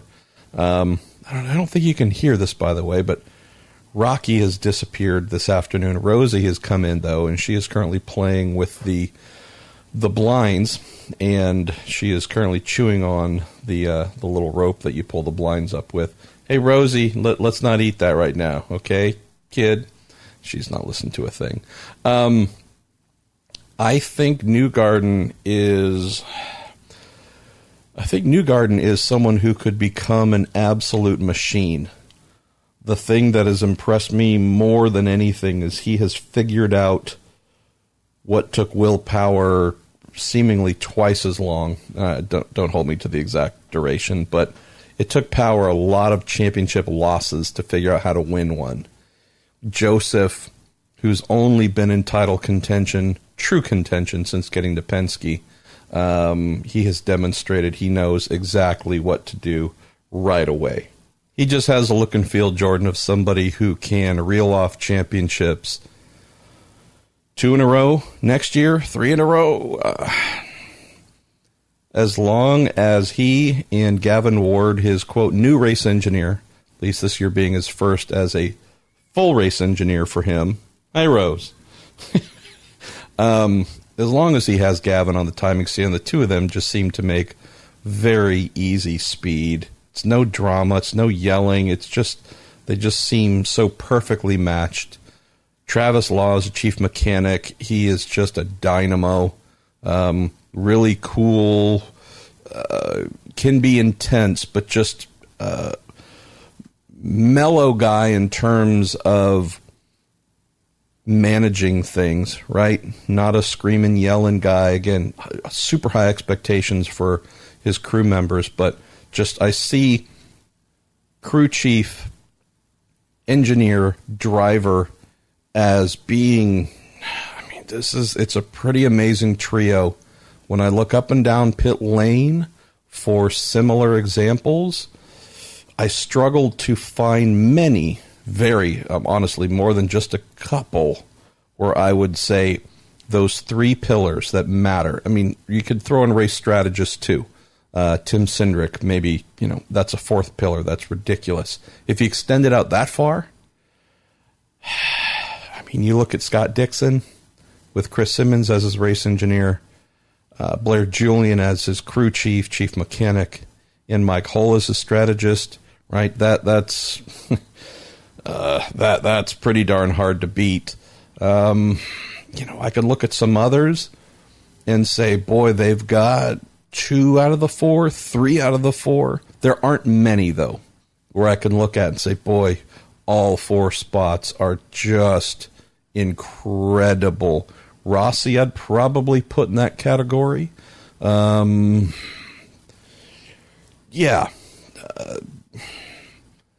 others have the absolute perfect engineer and crew chief combo, but maybe can't extend that all the way out to strategist. This is just something where I look at this, Jordan, and say, yeah, if the New Garden band can stay together with that foursome, that quartet, that's going to be really hard to beat year after year after year. And I think if we look back, we'll do this more in depth. We're not going to do the whole thing on a freaking podcast here at the end of September right now. But I think if you start to look at this season, for example, and say, where, what maybe differentiated first, second, and third, knowing that Dixon was a little bit of a longer shot coming into things here with some bad finishes towards the end of the year. But if we're looking at really the top 2, top 3 that were huddled up, Newgarden, Pagenaud, Rossi, that were huddled up for the majority of the season fighting over the championship, I think if we start to break down the 4 roles, the things that separated the champ from the not champs, you might start looking at one of those 4 roles not being exactly as badass as the foursome that Newgarden has to work from. So, yeah, amazing talent. I think he's only going to get better, which is scary. I think he's going to become more seasoned, more hardened. Those are the things that I think, yeah, I can't wait. Really, in the inverse, this isn't speaking negative, it's just looking at what I saw. If there was a bit of a surprise, it was how Rossi's program, I don't know, maybe the latter third of the season, somewhere Iowa-ish, coming off just a mud stomping at Road America, backing it up with a really strong podium at Toronto. Coming out of Toronto, I don't know what changed, if anything changed. just know that if you look at the results, it was too many good but not great qualifyings. A finishing of 5th or 6th kind of thing when you really needed a 1st or 2nd, a 3rd at worst. Obviously, Pocono, not his fault. Taken out at Pocono. Gateway was just not a great day, period, for the Andretti Autosport team as a whole. It wasn't as if it was a disaster for the team. Just, again, we're getting down to the last couple of races. You really need to make a statement, get some great points, and the team just wasn't there. Portland, again, good with a 3rd, but coming off of almost no points at Pocono, not the kind of points day they needed with a 13th at Gateway. A 3rd at Portland was almost the death knell, if not the complete death knell to the championship. So just a little bit weird. It's not as if Newgarden had the perfect close to the season, but he had built up enough points to where he didn't have to be brilliant to close the season. And just interesting to see. I really thought Rossi was going to come on and that team was going to come on like a monster to close and make the Monterey finale a true nail-biter. And for the most part, it wasn't. So curious to look a little bit deeper into more of the reasons why Rossi's entry seemed to be just a little bit off of what at least I expected, and I think many others would have expected as well. Let's see. Let's go to... where are we going to go next?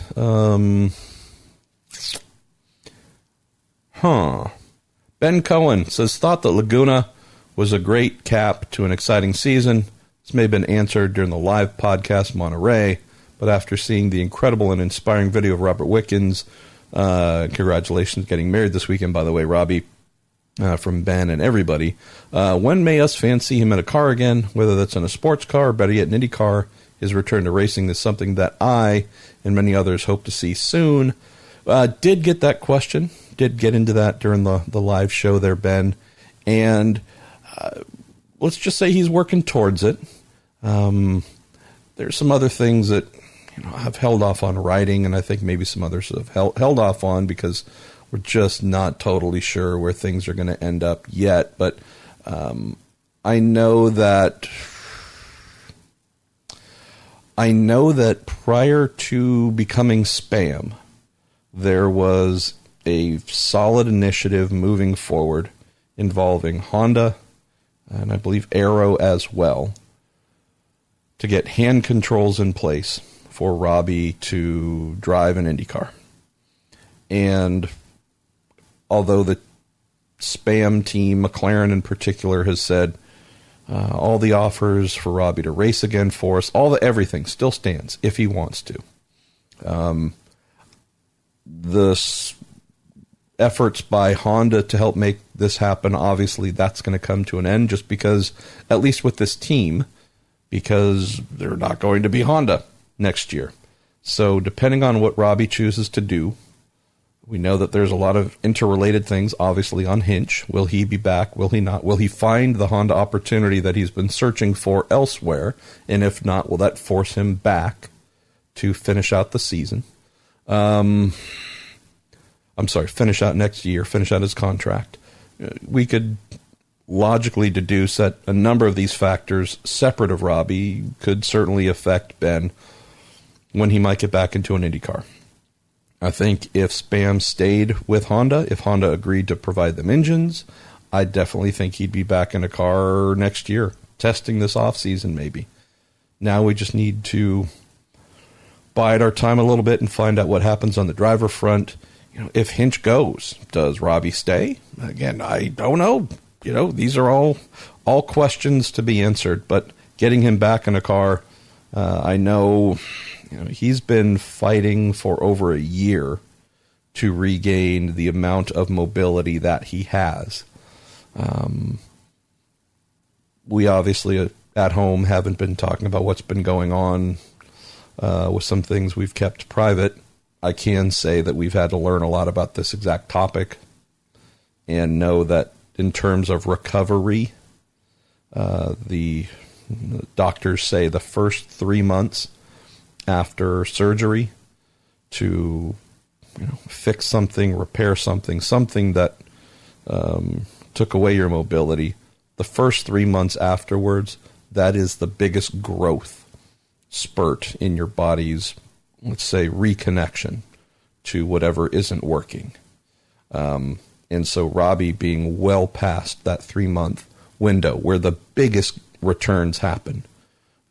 Now and for the past 9-10 months, he's been in that post phase where gains still happen, improvements still happen, but they happen at a much slower pace.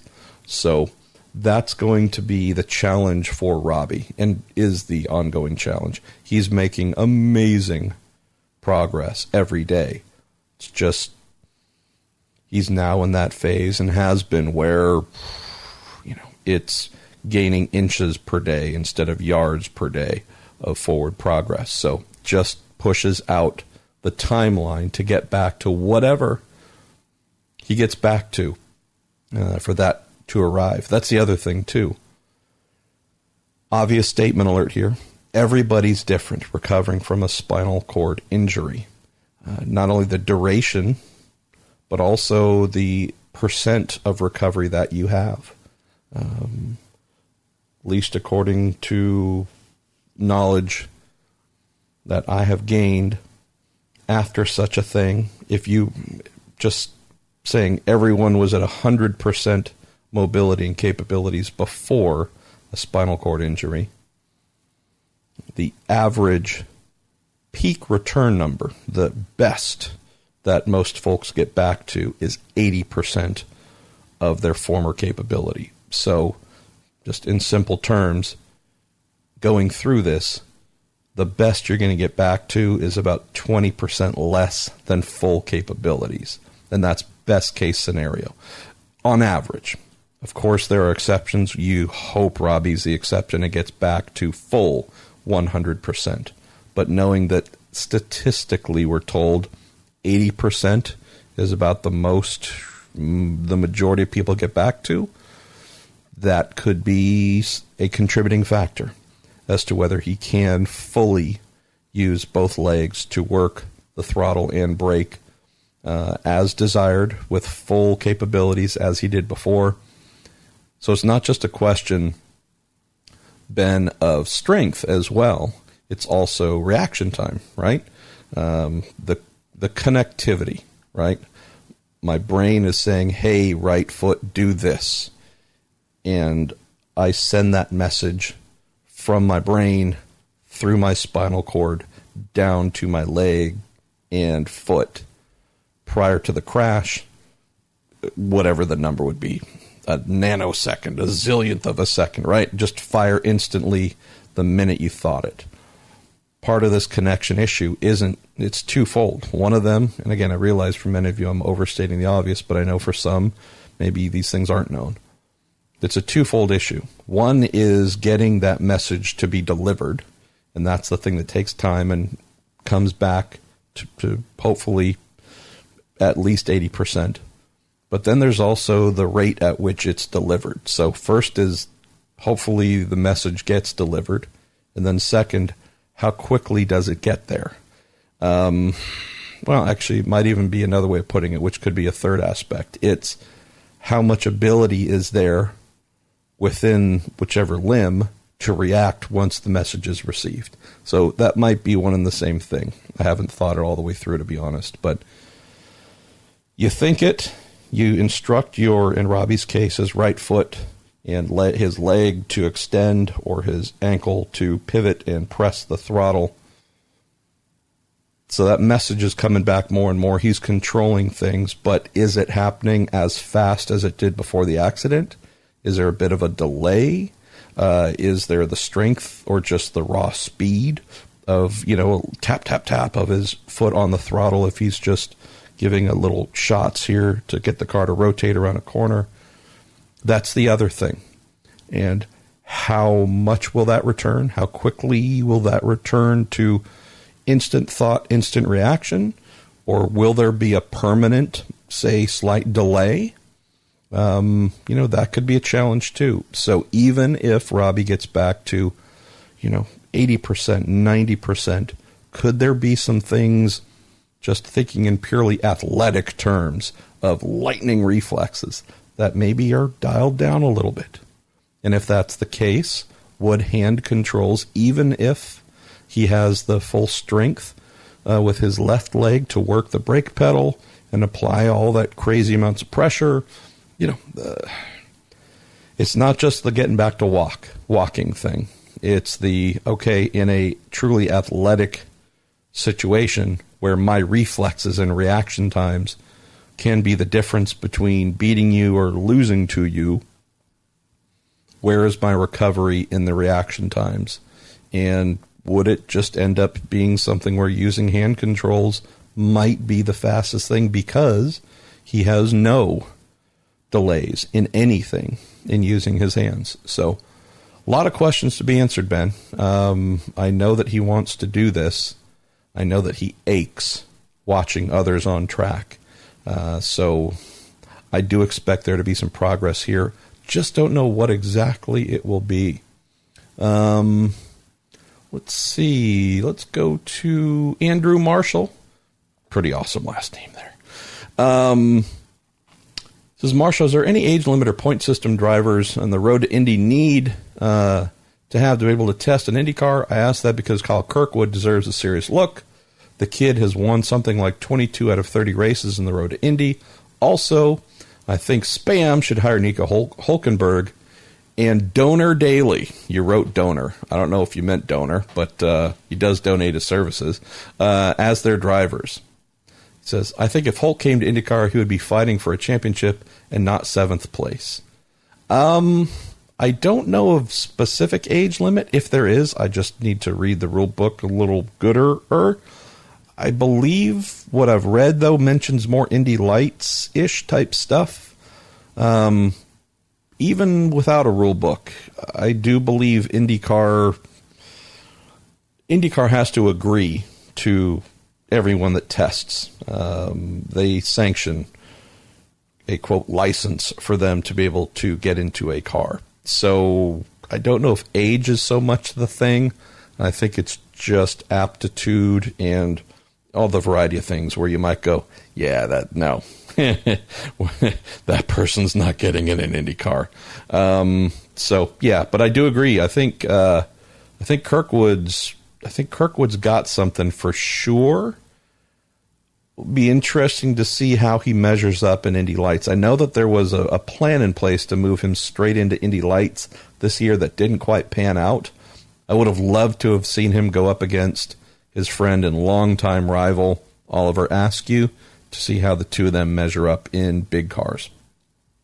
On the Hulkenberg angle, I will politely disagree. I think Nico Hulkenberg is an excellent race car driver who scares exactly nobody. I've heard a lot of interesting things about him personality-wise that make me think he would go over like a fart in church in IndyCar. Super demanding, super diva, super everything. Hypercritical of the team, behind the scenes, just, yeah. So not as if that behavior is ever welcome or condoned or yada, yada, yada. When you're in IndyCar, which is a little bit more of a friendly, we all live and work together kind of thing. The drivers, while rivals, do actually kind of sort of like one another. And, it's not as if you have to like one another.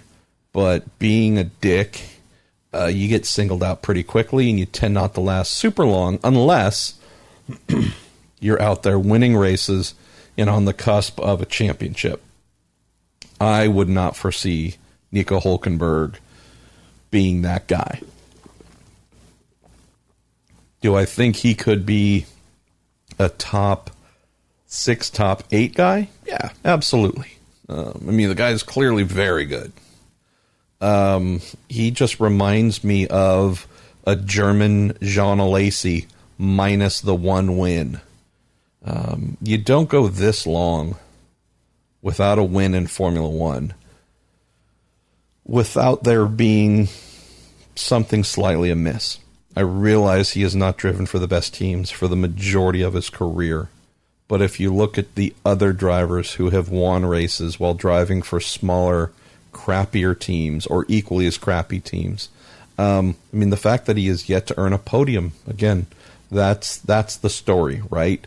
Hey, this guy's fantastic. He won the 24 Hours of Le Mans, his first try, so on and so forth. And boy, if he was just in the right team, he would be amazing. Okay. We could probably, right? If Marco Andretti was on a different team, the story would be different. Pick this, we can name a few others. Boy, if we just moved him out of this situation and moved him over there, it'd be better. Would we be talking about a championship? No. Yeah. So I don't dislike Nico Hülkenberg. I'm actually a fan of his just strictly as a driver. So this isn't someone that I dislike. I just know that for the most part, the guy has not spent his career dominating teammates who we would consider to be extremely good. I've not seen the guy positioned as a true team leader. I have not seen the guy as someone who, man, when that guy's helmet is in your rearview mirror, watch out. To think that him moving over to IndyCar would allow him to be the guy he's never been in F1, I can't buy that narrative. We look at Rossi. He was in F1, but he wasn't. He was in tail-end teams that had no hope, and we never got a feel for who he truly was because he was never in a car that gave us the capability to see that. We watch Formula One, even in a relatively garbage team like Renault right now. He's not exactly making Daniel Ricciardo sweat. We know Ricciardo is an excellent driver. Would we say future Formula One world champion? I don't know about that. A guy that wins a couple races per year in a really good team and we love and is just, a joy. Absolutely. But, oh my gosh, Lewis Hamilton, Charles Leclerc, so on, wake up just in a cold sweat thinking about going wheel to wheel with him? No, I don't think they do. Respect him crazily, but true fear, I don't think so. And so if he is making it look, at least, hashtag from me personally, my viewpoint, make Nico look, definitely no better. I realize they're tied for points right now, etc. Not as if Ricciardo has just created a huge gap to him, but if a guy who's won many Formula One races, who we would consider a perennial front runner, but not necessarily someone that the best of the best are worried about, if Hülkenberg is no better than that guy, I don't know. I think some of this might be the romance of F1 thing, right? Long-time F1 guy. Anyone in F1 must be amazing or excellent or something. And if they came to IndyCar, boy, where it's, quote, easier, then they would really be able to show how good they are. Well, tell that to Newgarden. Tell that to Pagenaud, Rossi, Rosenquist, Herta, Hunter-Reay, Sato, Dixon, Power, Bourdais. We can run down the list here. There are a lot of IndyCar drivers who I think would thoroughly enjoy carving up good old Nico and showing him so you thought this is going to be the promised land? No. we're going to put a hurting on you here too. And you're going to do well. You're going to get some podiums. He might win a couple of races, but yeah, I would not expect anything more, but who knows? I just talk out of my arse most of the time here. Let's see. Jim Kaiser, winner of our swag pack from TorontoMotorsports.com, says, what grade would you give the Laguna Seca event? How do you think the crowd turnout was? Hashtag me personally. It was a vibrant event. Sunday's crowd was particularly good. Not a pre-1996 type crowd, but very hopeful nonetheless. And he also says, thank you for making it a particular point to give my, quote, arm wrestler's son a T-shirt at Saturday's podcast. It was a real highlight getting to meet you and to attend both of the awesome shows. Thanks so much, Jim. It was really great to have you there, but also family. I love seeing IndyCar fans who bring family. I would give the event really, really high marks. I think they did a fantastic job of making it feel important. I don't know how much was done from a true promotion standpoint, Jim, as in money spent and blanketing the area with news that the open wheel series that was once the biggest deal on the Monterey Peninsula is back. I can't speak to that because I just don't know. I can tell you, though, I was really heartened by the amount of fans who turned up.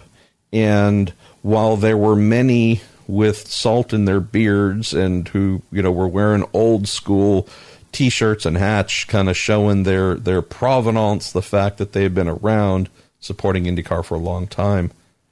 There's also a lot of younger fans, too, and that I loved. So it wasn't just the 55 and older crowd. It seemed to be very mixed, and that is the thing that I really loved seeing, Jim. So however it happened, I don't know, but I would say a fantastic turnout.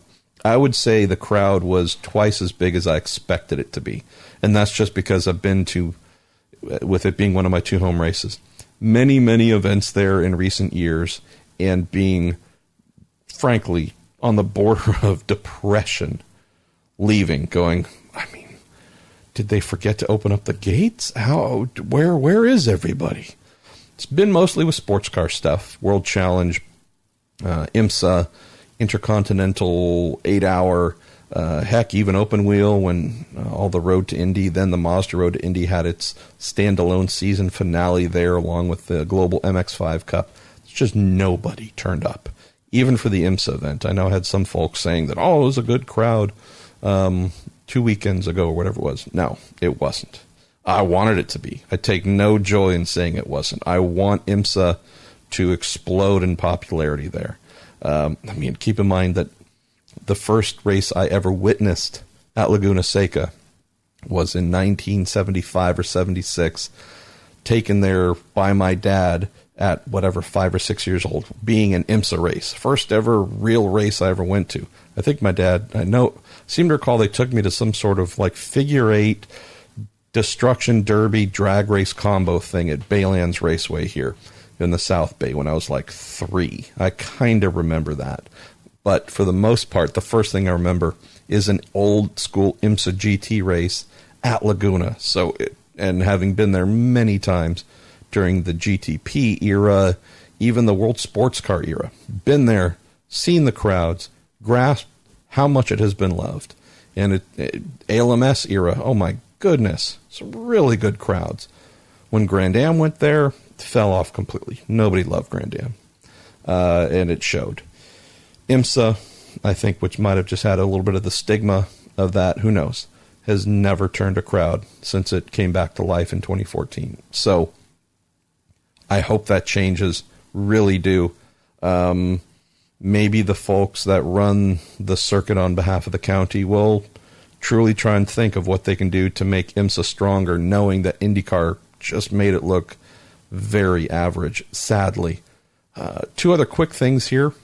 And again, timing-wise with having to move and this week being very busy, day job-wise, or very little work being done. I was hoping to write about this. Who knows? Maybe I will at some point. But there's been big talk in recent weeks that there's going to be a takeover of the track.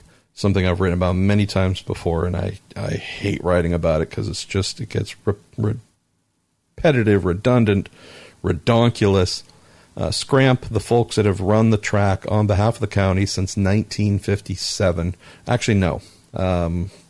Ownership changed hands however many decades ago, but they've been the one and only concessionaire running the thing on behalf of the county and just running it in general since the track was built. There have been a couple takeover attempts in recent years. The county's put out bids for it as well, and there was an official process of folks being in contention for it. They ultimately decided to stay with Scramp, the Sports Car Racing Association of the Monterey Peninsula. Got a new CEO in place, Tim McGrain. A lot of new staff in place. And hearing yet again that the county is having major beef with Scramp, and they want to make a change. And I understand it's one guy, Dwayne Woods, I believe. He's in charge of the books, in charge of the money. And he in particular, I think individually is what I'm hearing, that it's one person on the board, but the person who controls the purse strings just doesn't believe in Scramp, thinks that they're taking things in the wrong direction, and is trying to allegedly engineer the old, I shouldn't say, well, it's not that old, the Friends of Laguna Seca group that a year or two ago was in hot contention to take things over and wasn't chosen. So that's been burning for the last month, that there's, with the contract coming up to be renewed with Scramp, that the person in charge of actually signing off on the contract on the county side has no intention of doing it and intends to, for the very first time in the circuit's history, hand control to a different group. I can't tell you that whether that would be good or bad. I can only tell you that coming out of a IndyCar event where, as Jim mentioned, it looked vibrant, it looked important.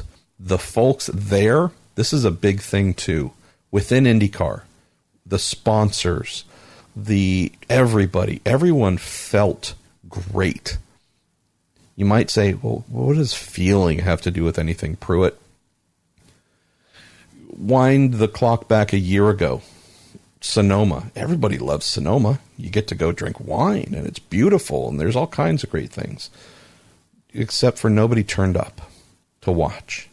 And so it made everyone feel unimportant and like they were in a series that, yeah, boy, okay, this isn't so great or isn't being received so well. Makes it harder to speak to sponsors and say, hey, give us even more money. Things are going even better. And the sponsor looks out and says, really? I mean, I appreciate you flying us out, appreciate the golf games and the wine tasting and the wining and dining and all that kinds of stuff, but where is everybody? Because there's one metric that says health. You know, it's like a band trying to negotiate with the local promoter, saying, yeah, you need to give us a ton of money for this tour. And the promoter saying, yeah, I was at your show last night. And like, the place was barely 25% full. And you want more money? That, unfortunately, was the dynamic in Sonoma.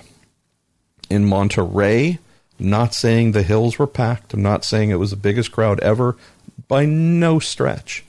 But it looked healthy. There were a lot of people there, enough people there for the sponsors, the team owners, everybody, the decision makers, people with money to spend, people negotiating with whatever, to look around and say, wow, we feel important. We feel like we have been well responded to. This is something on the rise. That, Jim, was certainly a huge, huge thing that we all hoped would happen and did happen. Major takeaway, though, the last major takeaway, and I heard this from a number of people. I saw it shortly after the event was announced, looking at the ticket prices. Yeah, there's going to need to be some re-strategery there, in my hashtag, me personally, opinion. Charging $100 to get into the paddock, to get into the event on Sunday, right? knowing that the sanction fee was $1.5 million, that's a pretty steep number that the folks at Scramp/County would have to raise to pay first, but basically we need to get beyond that $1.5 million before we can think about profiting. That's a big number to hit. And it looked like the strategy was, well, we don't know how many fans we're going to get, so we're just going to charge the heck out of them and hopefully recoup our sanction fee money that way. So put this big tab on the backs of maybe not a ton of people. I have to believe that limited the overall turnout. As I mentioned to many people at the track during the event, I realize that I am not a business major. I'm just trying to think in very basic terms, though. If I had to go on my own, I probably would pay for it, pay the $100, whatever it was, to go watch the race on Sunday. I'm a racing fan. I can tell you what, though, if we're talking the tickets were $50 a piece, I think I could get 3 or 4 friends to come. So I know we're only talking $150, $200. I know that we're talking about cutting the ticket price in half, in that the track would have to sell twice as many tickets to recoup or to make the same amount potentially. I just think this is a case of them being a little bit scared of the sanction fee number to pay, jacking the prices up because attendance hasn't been great for four-wheeled events. Really, the MotoGP is the only thing, or gosh, I'm forgetting. It's not MotoGP, but whatever the name of the two-wheeled motorbike racing series that goes there, that turns out a big event. But pretty much everything else doesn't. So I get the fear part, but looking ahead, I really do believe that they need to reconsider their ticket prices and have to stand on faith that, you know, if we maybe put them at a more realistic number, I think not only would we get the same amount of money back because we'd have more people coming, but we'd probably make even more. I just have to believe that's the case. So that's my main takeaway. Get the ticket price in order, and you're probably going to see a much bigger turnout, but announce the fact that, hey, we've adjusted prices. We're down to $75, $60, whatever the number is. $100 is pretty stiff. And just, if it isn't known, here in the Bay Area, there's 1,000 things to do every day. Like, you can go and do whatever your thing is. There's so many things to do. It's not as if this is the one thing that comes to town for the month that everyone saves up for to go and see. You have a lot of people with a lot of choices. And if you're going to put the money to get in so high, while knowing that folks would go, am I going to drive 2 hours, 2.5 in traffic each way to pay a ton to watch this? Or could I maybe use that same money to do 3 or 4 different things, save all the driving, DVR it, and have almost as much fun? Yeah, this race is being held in a region where entertainment is never lacking. We have 5 major sporting teams. Not every series, not every league runs at the same time, but between 2 NFL teams, 2 baseball teams, a basketball team, and I've forgotten the hockey team, plus, again, everything else you can go do. Just saying. Folks and their money are parted with quite often doing a lot of things. Don't be the track that believes you got to just rob people to try and pay for things. It's popular enough on its return here to believe folks will want to come back, and even more because the racing was really good. It was a great event. Bring the number down to something that more folks would actually want to jive with. Let's see. I'm going to get to a couple more here, and then I need to go. Dean Ackerman says, is a longtime NorCal resident. Actually, it's the only place I've ever lived, so it's my lifetime.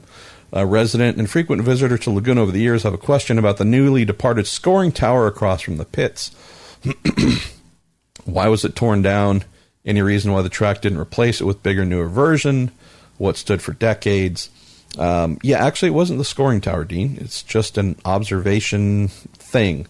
It's something that was often used for hospitality, and each level of, I think it was 4 levels or so, 5 maybe, but could rent that out and just have your little kind of open air thing. It just wasn't doing much, as I was told, and it's kind of big and relatively unsightly, and it really wasn't open to the public to go stand there and view. It used to be back in the day, but once it became used for more hospitality, so they said, you know what? Let's just knock this thing down.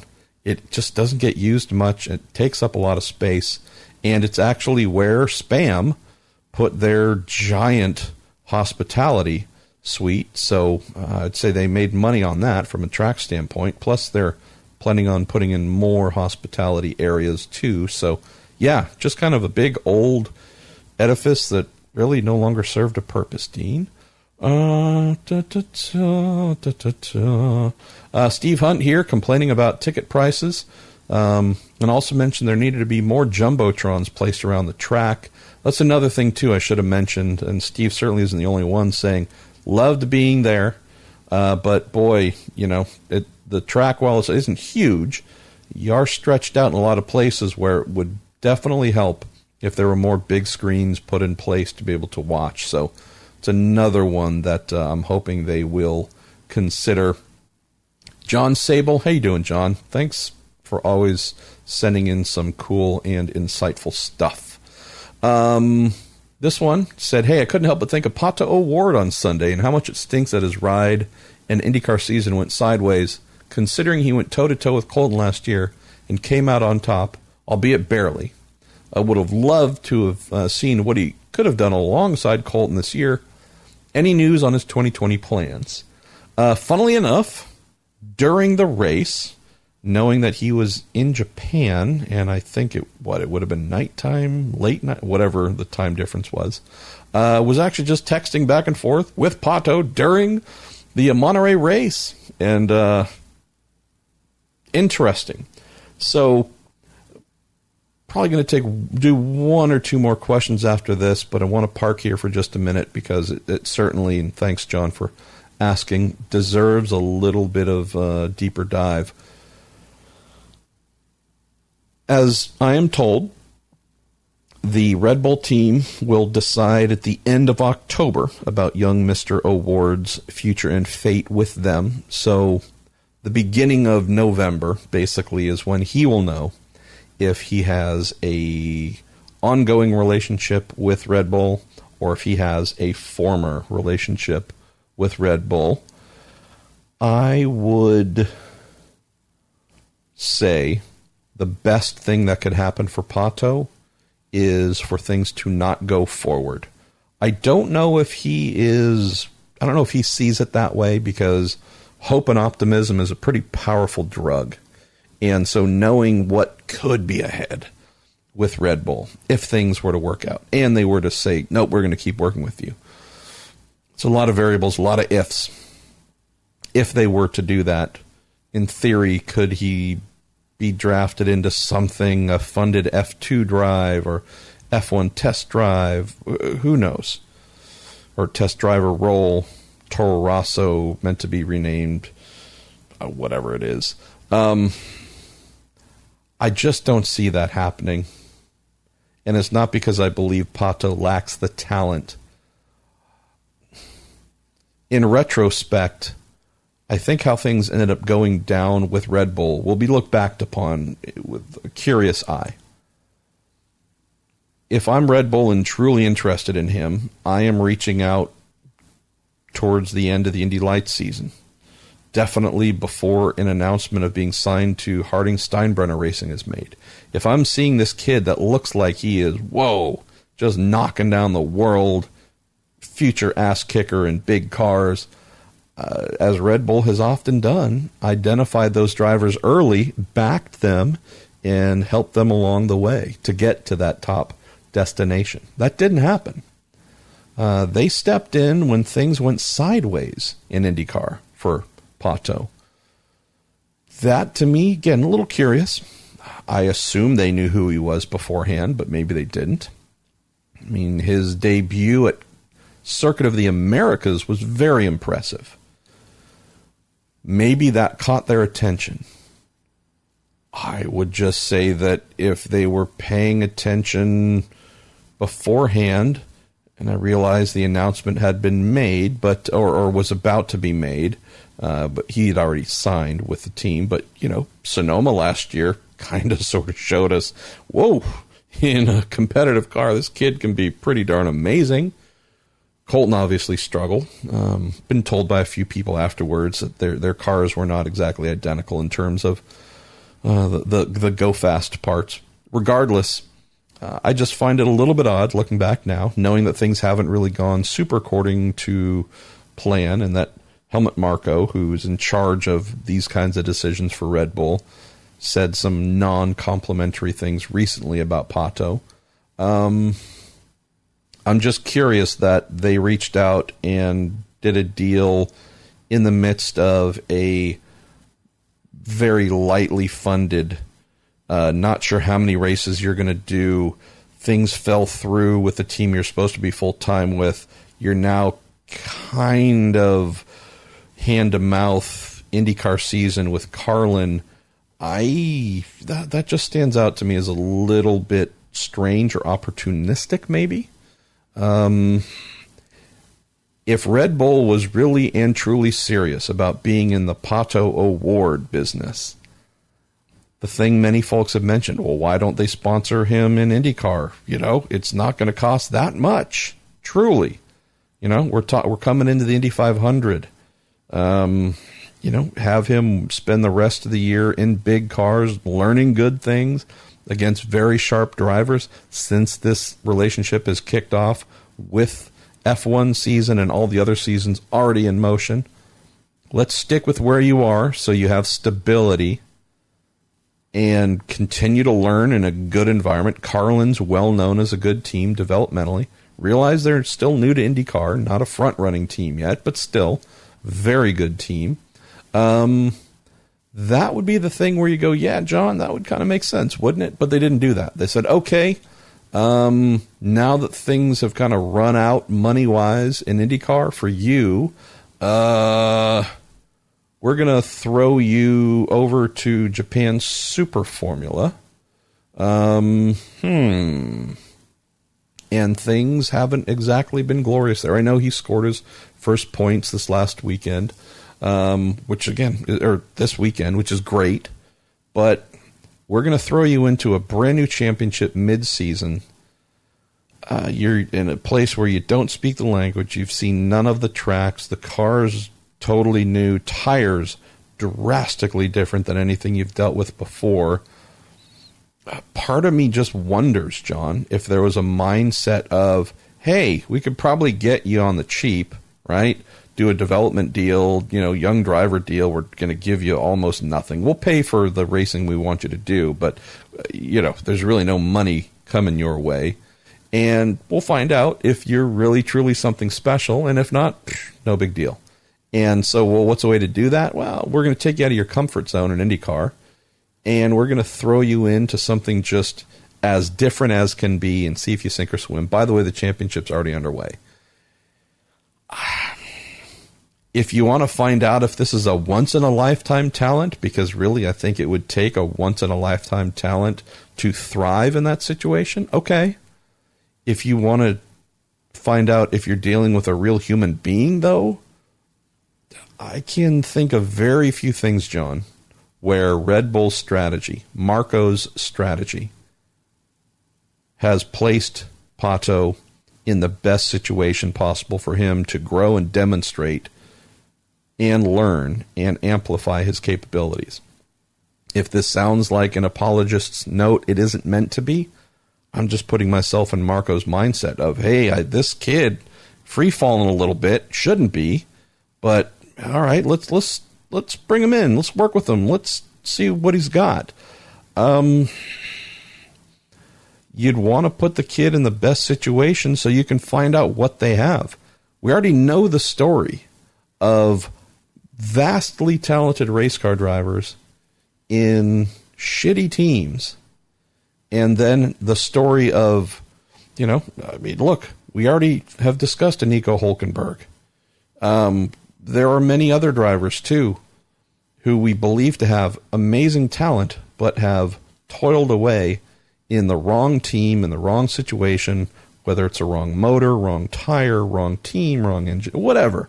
Something where you go, no, this is not going to allow this driver to show who they are and what they are. And then they become the driver who never shows who they are or what they are. And they spend however long in IndyCar, F1, NASCAR even, then go away. And we talk about them, about the one or two podiums or the one or two highlights. But man, what could have been? They throw a award into a what could have been scenario and then say some snippy stuff about basically, this really isn't turning out to be much. You go, well, right. Makes total sense to me. I just don't understand the surprise in their end. So what I believe the best thing that could happen is this. These are the things that I hope, John. I hope that the McLaren team, McLaren, Arrow, SP, I hope that Spam is in no rush to name their drivers. Knowing the timeline of waiting to the end of October / the beginning of November to hear from Red Bull as for whether they want to go forward or not, that to me is the timing to find out whether Spam can have Pato. I believe that if they're looking for a foundational driver, knowing that they couldn't get Colton, I do believe, although this year has been a setback, it's definitely been a setback for Pato developmentally. He hasn't had anything consistent to develop in. I still think he is, holy cow, crazy talented. That hasn't changed. I dearly hope that Spam says, we're not going to rush it. We're going to find out. What I would love even more, to be honest, is for Pato, provided he feels things are moving along or could be on that level with Spam, to ask if he can opt out. Because I don't think I can't see spending any more time in the Red Bull system right now is going to do anything better for him. So the sooner he can get back on the IndyCar market, I think the better the odds of him finding something good for next year. In terms of finding, there's not a lot. In terms of teams with money to spend that just are ready to go hire people. Spam is one. Foyt could be another. I know Foyt was interested in his services and inquired about them earlier this year. I wouldn't want him to go there because that team is not going to help him in any way. But I look at some others and say, I'm not talking front running. I don't know necessarily, but, is VK going to end up at Ed Carpenter Racing? Maybe not. Could Ed, again, if the budget's there, if Ed Carpenter Racing wants to win, they would certainly go after a Pato award to be in that car on the road and street courses. The true, here is an open seat and we're going to pay you some money to drive it. There aren't many of those in IndyCar. The best we know of is Spam. And so I would just say that team, if they are smart, will slow roll things, hopefully get a gauge as to what Pato's mindset is, if he could be open to going with them regardless of whether Red Bull wants him or not. Doesn't sound like they will, but if that's the case, then wait till this option is up, sign him, and boom, they have a pretty amazing centerpiece to build around. That is my hope for Pato. If that doesn't happen, John, my fear is his career might be almost over, because if Red Bull's not going to go forward with him and Spam chooses whomever, there's not going to be much anywhere for him, and that's pretty darn sad. Let me see. What else should I grab here? Why don't I close with a question from Harrison O'Reilly? It says, Marshall, you and Robin have been reporting that Simon Pagenaud will likely end up with Spam in 2021, or at the very least, they'll make a play for him. However, it was reported by Jim Aiello and others in August that he signed a multi-year deal with Penske, but no other details were included. Does Simon really have a multi-year contract, or do contracts not matter as much in IndyCar? If McLaren was going to buy his contract out, why wouldn't they just do it right now and not wait a year? From what we have heard, and obviously we're not getting into sources, from what we've heard, Robin and I have heard from a source that is good enough to make us believe and then say we believe Simons has done a one-year extension. Keeping in mind the timing of the Spam announcement, the fact that they didn't just do that on whatever the date was, August 5th, and then announce it on August 6th, that this had been in the works for a while. Robin and I could be totally wrong, Harrison. Would just say, again, without betraying sources, we've heard from a source that we would say gives us a lot of confidence that this is a one-year extension that Simon has that would make him a free agent at the end of next year, to then go and lead his former team with the person that he credits as being his mentor and reviving his his racing career, that being Gilles de Ferran, the sporting director from McLaren. So, again, we'll find out, man. We will absolutely find out. There's a couple things here to think about, which maybe we're just rationalizing them to make sense. Maybe they don't make sense, but to us, they do. So Simon is what, 35, 36, something in that range. I could be off on the exact number here. But Simon has been doing this now in IndyCar, for almost a decade. He's 35. He'll be 36 just prior to next year's Indy 500. Twilight-ish of his career. I mean, while I don't expect him to retire from racing altogether once he's done with IndyCar, would say that, he'll be 36 in May.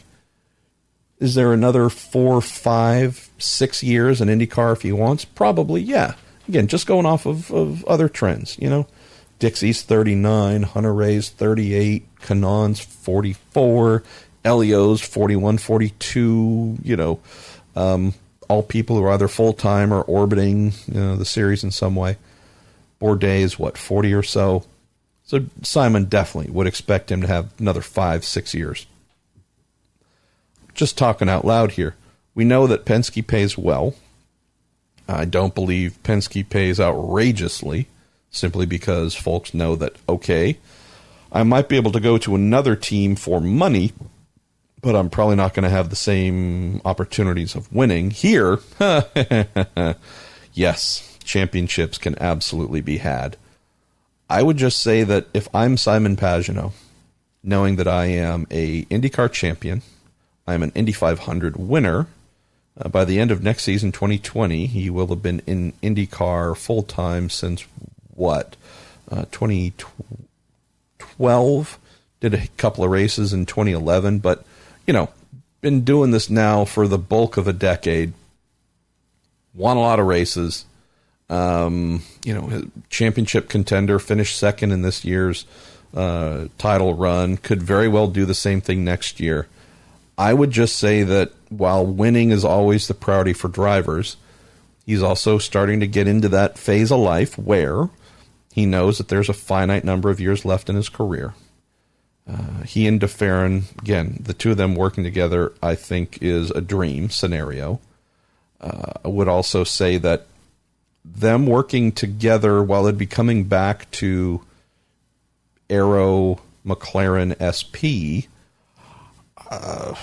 while I don't know where a contract would be held if he were to sign it, whether it would be with McLaren, Schmidt, Peterson, my guess is it would be on the McLaren side, because at least as I envision things, while I don't know how long the spam relationship is going to last, I do expect McLaren to be a standalone team by 21, 22 at the latest.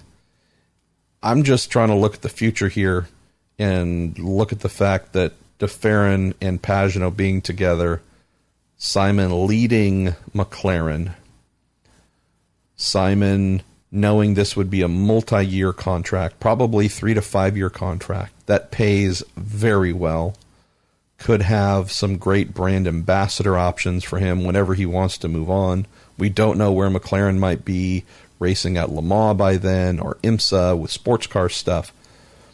Just saying. And I know you could look at Penske and say, well, don't they have a sports car program? Yes. Don't know how long that's going to continue, though. But I'm just looking at the runway here for Simon and thinking, not as if there's anything wrong at Penske.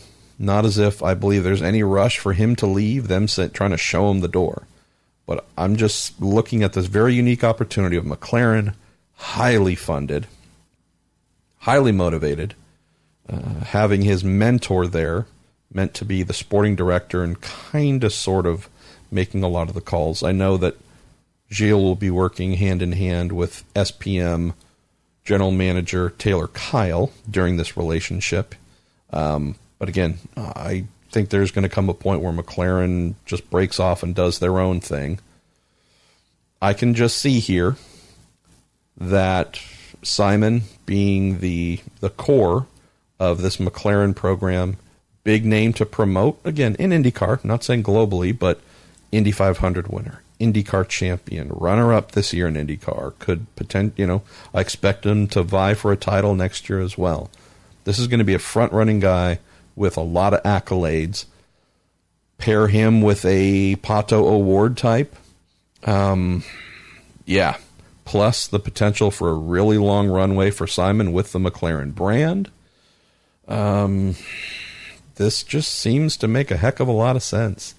Would also say, looking at looking at Penske and where they are at, knowing that Simon will be 36 next year, knowing that our boy DJ Willie P, who has been with Penske for more than a decade now, or however long it is, 10 years, 11 years, whatever the number is, but knowing that Will has been with them for a very long time, also knowing that Will is, 38 or so, will be 39 next March. Penske is indeed facing something where, while Newgarden is still young, he's in his late 20s, there's no doubt that of the trio, one in particular isn't that far away from 40, probably closing in at the end of his career. Knowing that Pagenaud, while a few years younger than Will, not too far away from that arc as well. I don't foresee Penske looking at Pagenaud or looking at Power and saying, oh yeah, you'll be here in 2025 or something similar. You'll be here in 2023. If I'm Pagenaud and I believe that McLaren is knocking on the door saying, hey, once your current contract is up, what we believe is a year from now, boy, do we have an awesome, just call it final contract for you in IndyCar. Where a 5-year deal, 3-year deal with 2 additional option years, something along those lines. But hey, we're going to be able to carry you into the next decade for a good little while. And then we've got some cool options for you afterwards, because Simon's a charming guy. He's a great speaker, someone who folks would love to receive, love to have him as a brand ambassador, love to have him driving GT cars, a prototype if they had it. There's a lot of things that if I am Simon's business manager, life coach, and you name it, I am saying what you've achieved at Penske is amazing. You're a champ. You're an Indy 500 winner. You've been well compensated. Your global profile has skyrocketed since you got there. Let's enjoy another year. And assuming that we are correct about this being a 1-year deal, even if it's a 2-year deal, regardless, let's look at trying to make this, say, final chapter of your career with McLaren and your dear friend Gilles de Ferran. Let's make that the final chapter, and an amazing one at that, in IndyCar. And then let's continue doing a lot of cool things that will set you up for a really long time and have income coming your way. Last little thing to tag on here, which is the counter argument, is for those who remain faithful to Roger driver-wise, they tend to get set up in some way. I don't mean Roger just gives them a monthly stipend, but hey, as someone who owns 1 million dealerships, there sure are a lot of former Penske drivers with dealerships and other things to help them earn income after their driving careers are over. As much as I love me some Simon Pagenaud, waking up every morning to go to the dealership or the Penske truck rental facility, the Pagenaud's Penske truck rentals, it ain't happening. That is not Simon Pagenaud. That is a man who needs his sleep, who loves his espresso, who loves his girl Haley and his dog Norman, and enjoys cooking and fine wines. This is an athlete. This is a sportsman who enjoys being an athlete, being a sportsman, and the trappings, and being celebrated for who he is. That's kind of the ultimate deal in life. Being the guy who, once he's done driving, has that service dog mentality of, well, I need to be doing something and getting up every day at 7 and having a purpose and going here and doing this. I just don't see that as Simon's gig. So while he might be giving up the opportunity for a dealership or some other things to sustain him financially into retirement, the idea of being a McLaren brand ambassador, like Mika Hakkinen does, for example, flying around, driving cars at vintage events, doing this, that, and the other, sponsor appearances, meet and greets, going to great events, dining, flying, first class, the whole lifestyle, but also potentially continuing to race in McLaren sports cars, which I'm positive Simon will want to do. This just sounds like the perfect setup for Simon. So, provided we are correct here in what we have heard and what's been told to us is accurate, and he does have a 1-year deal, Harrison, to go, then this all lines up perfectly. Even if it's a 2-year, and provided McLaren is willing to wait, which I would think they would, one way or the other, boy, this seems like a perfect exit plan for our man Pagenaud. Speaking of exit plans, I need to stop talking into a microphone. I need to say thank you for the latitude to post this as late as I have, and the really kind words so many of you have extended. Realize that my official time clock watcher, Ryan Terpstra, will be giggling right now knowing that we're almost at 3 hours. Nonetheless, thank you to you all for great questions. Thank you for your understanding that this took many days later to post than anticipated. And finally, thank you to our awesome friends at Cooper Tires, the Justice Brothers, TorontoMotorsports.com, Jim Kaiser, send me a note, and also our awesome pals at Bell Racing Helmets USA. Look forward to speaking to you next week with a new episode of The Week in IndyCar on the Marshall Pruett Podcast.